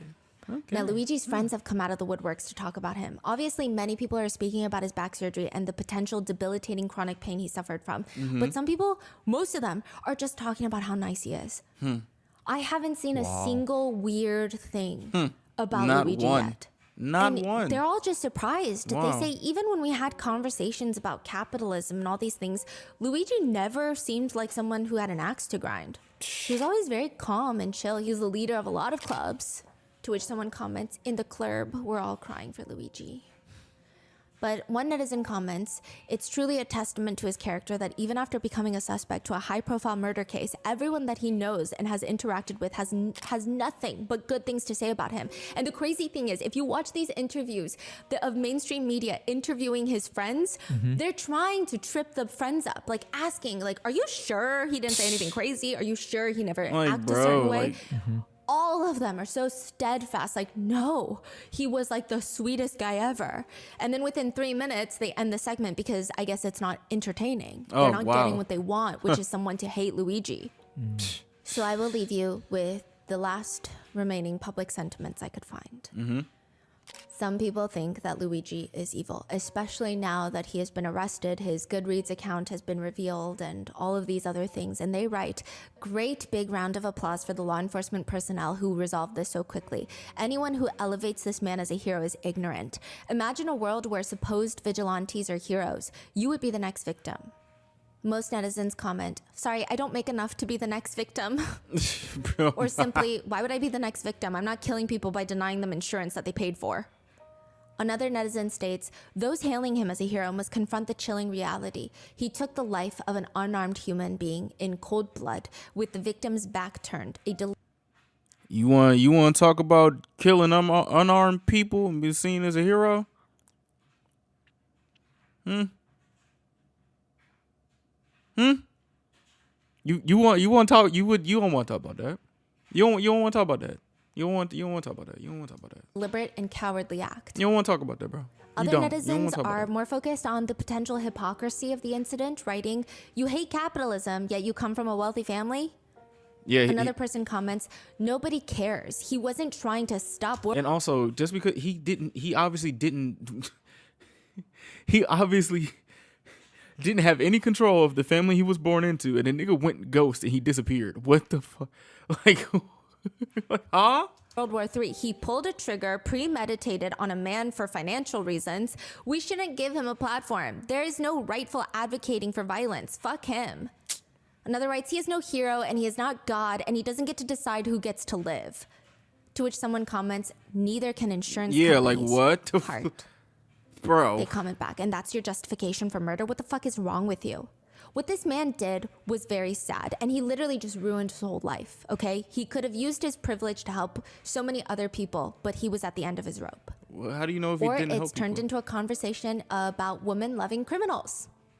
Which, to be fair, I think there is a genuine case of it being alarming and hazardous to society. More so when people believe that they can change full-blown sadistic serial killers or think that a criminal is less guilty because he has badly done face tattoos. Yes, I do think it's alarming. However, I don't know if this is the most fitting case for that sentiment. It's not. But a bunch of men have taken upon themselves to say things like, "Oh, women love saying, I hate men because they're dangerous, but I love Luigi Mangione." Writing, "Luigi Mangione has showed us the dark nature of females once again." Which is such an... Bro, can we, like, I'm not even gonna lie. People losing the plot is pissing me the fuck off. Like, yes, the dude looks good. Yes, the dude is mad attractive. Yes, the dude is a nice guy. Bruh, we don't know if he was really a bad dude. Every time we get stories from other people, he's a good guy. The only thing that you can honestly say is that he read a couple books and rated them high from not good people, bad people, and he killed somebody. What the fuck? Like, Jesus, bro. Damn. Oh my gosh. Like, fuck. Why y'all turning this into a gender thing? Damn. Y'all acting like when wasn't like that, like when women do crazy shit and go to jail and people are calling them prison bae, like that don't be like, that's not a thing. Like, come on, why y'all turn this into, y'all are losing the plot. We need to talk about healthcare. We need to talk about this. Fuck. odd take when there is meaningful conversations to be had, but go off, Tiny King. They also write, "These people, they need years of therapy." To which a lot of girly pops have responded in the comments, I mean, yeah, but they won't cover it, so here we are. One Reddit post has been getting a lot of traction this week. The title is, "I'm disgusted to see how many people in America are okay with murder." Bitch, what?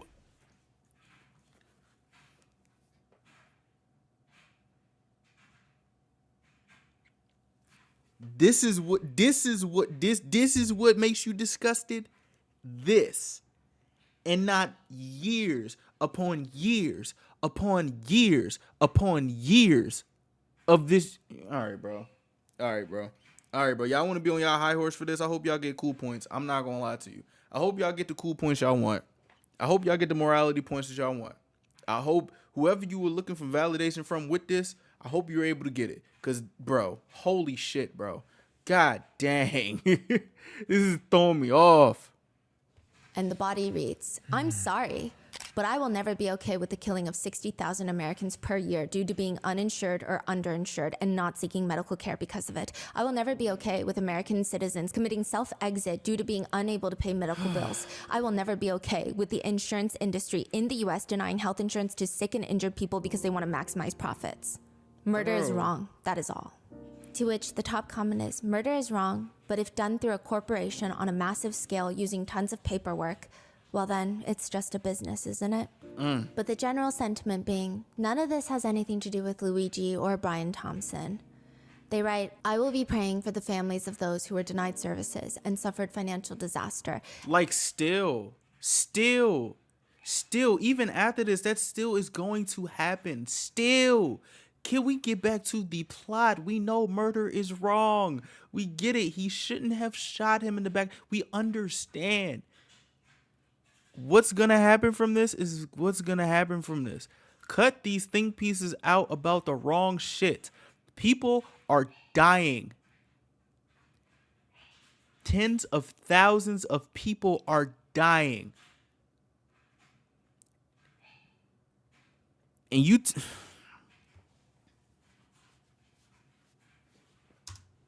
and those who lost loved ones because of needed services being denied. It's not about how attractive Luigi Mangione is. It's not about how awful the murder of Brian Thompson is.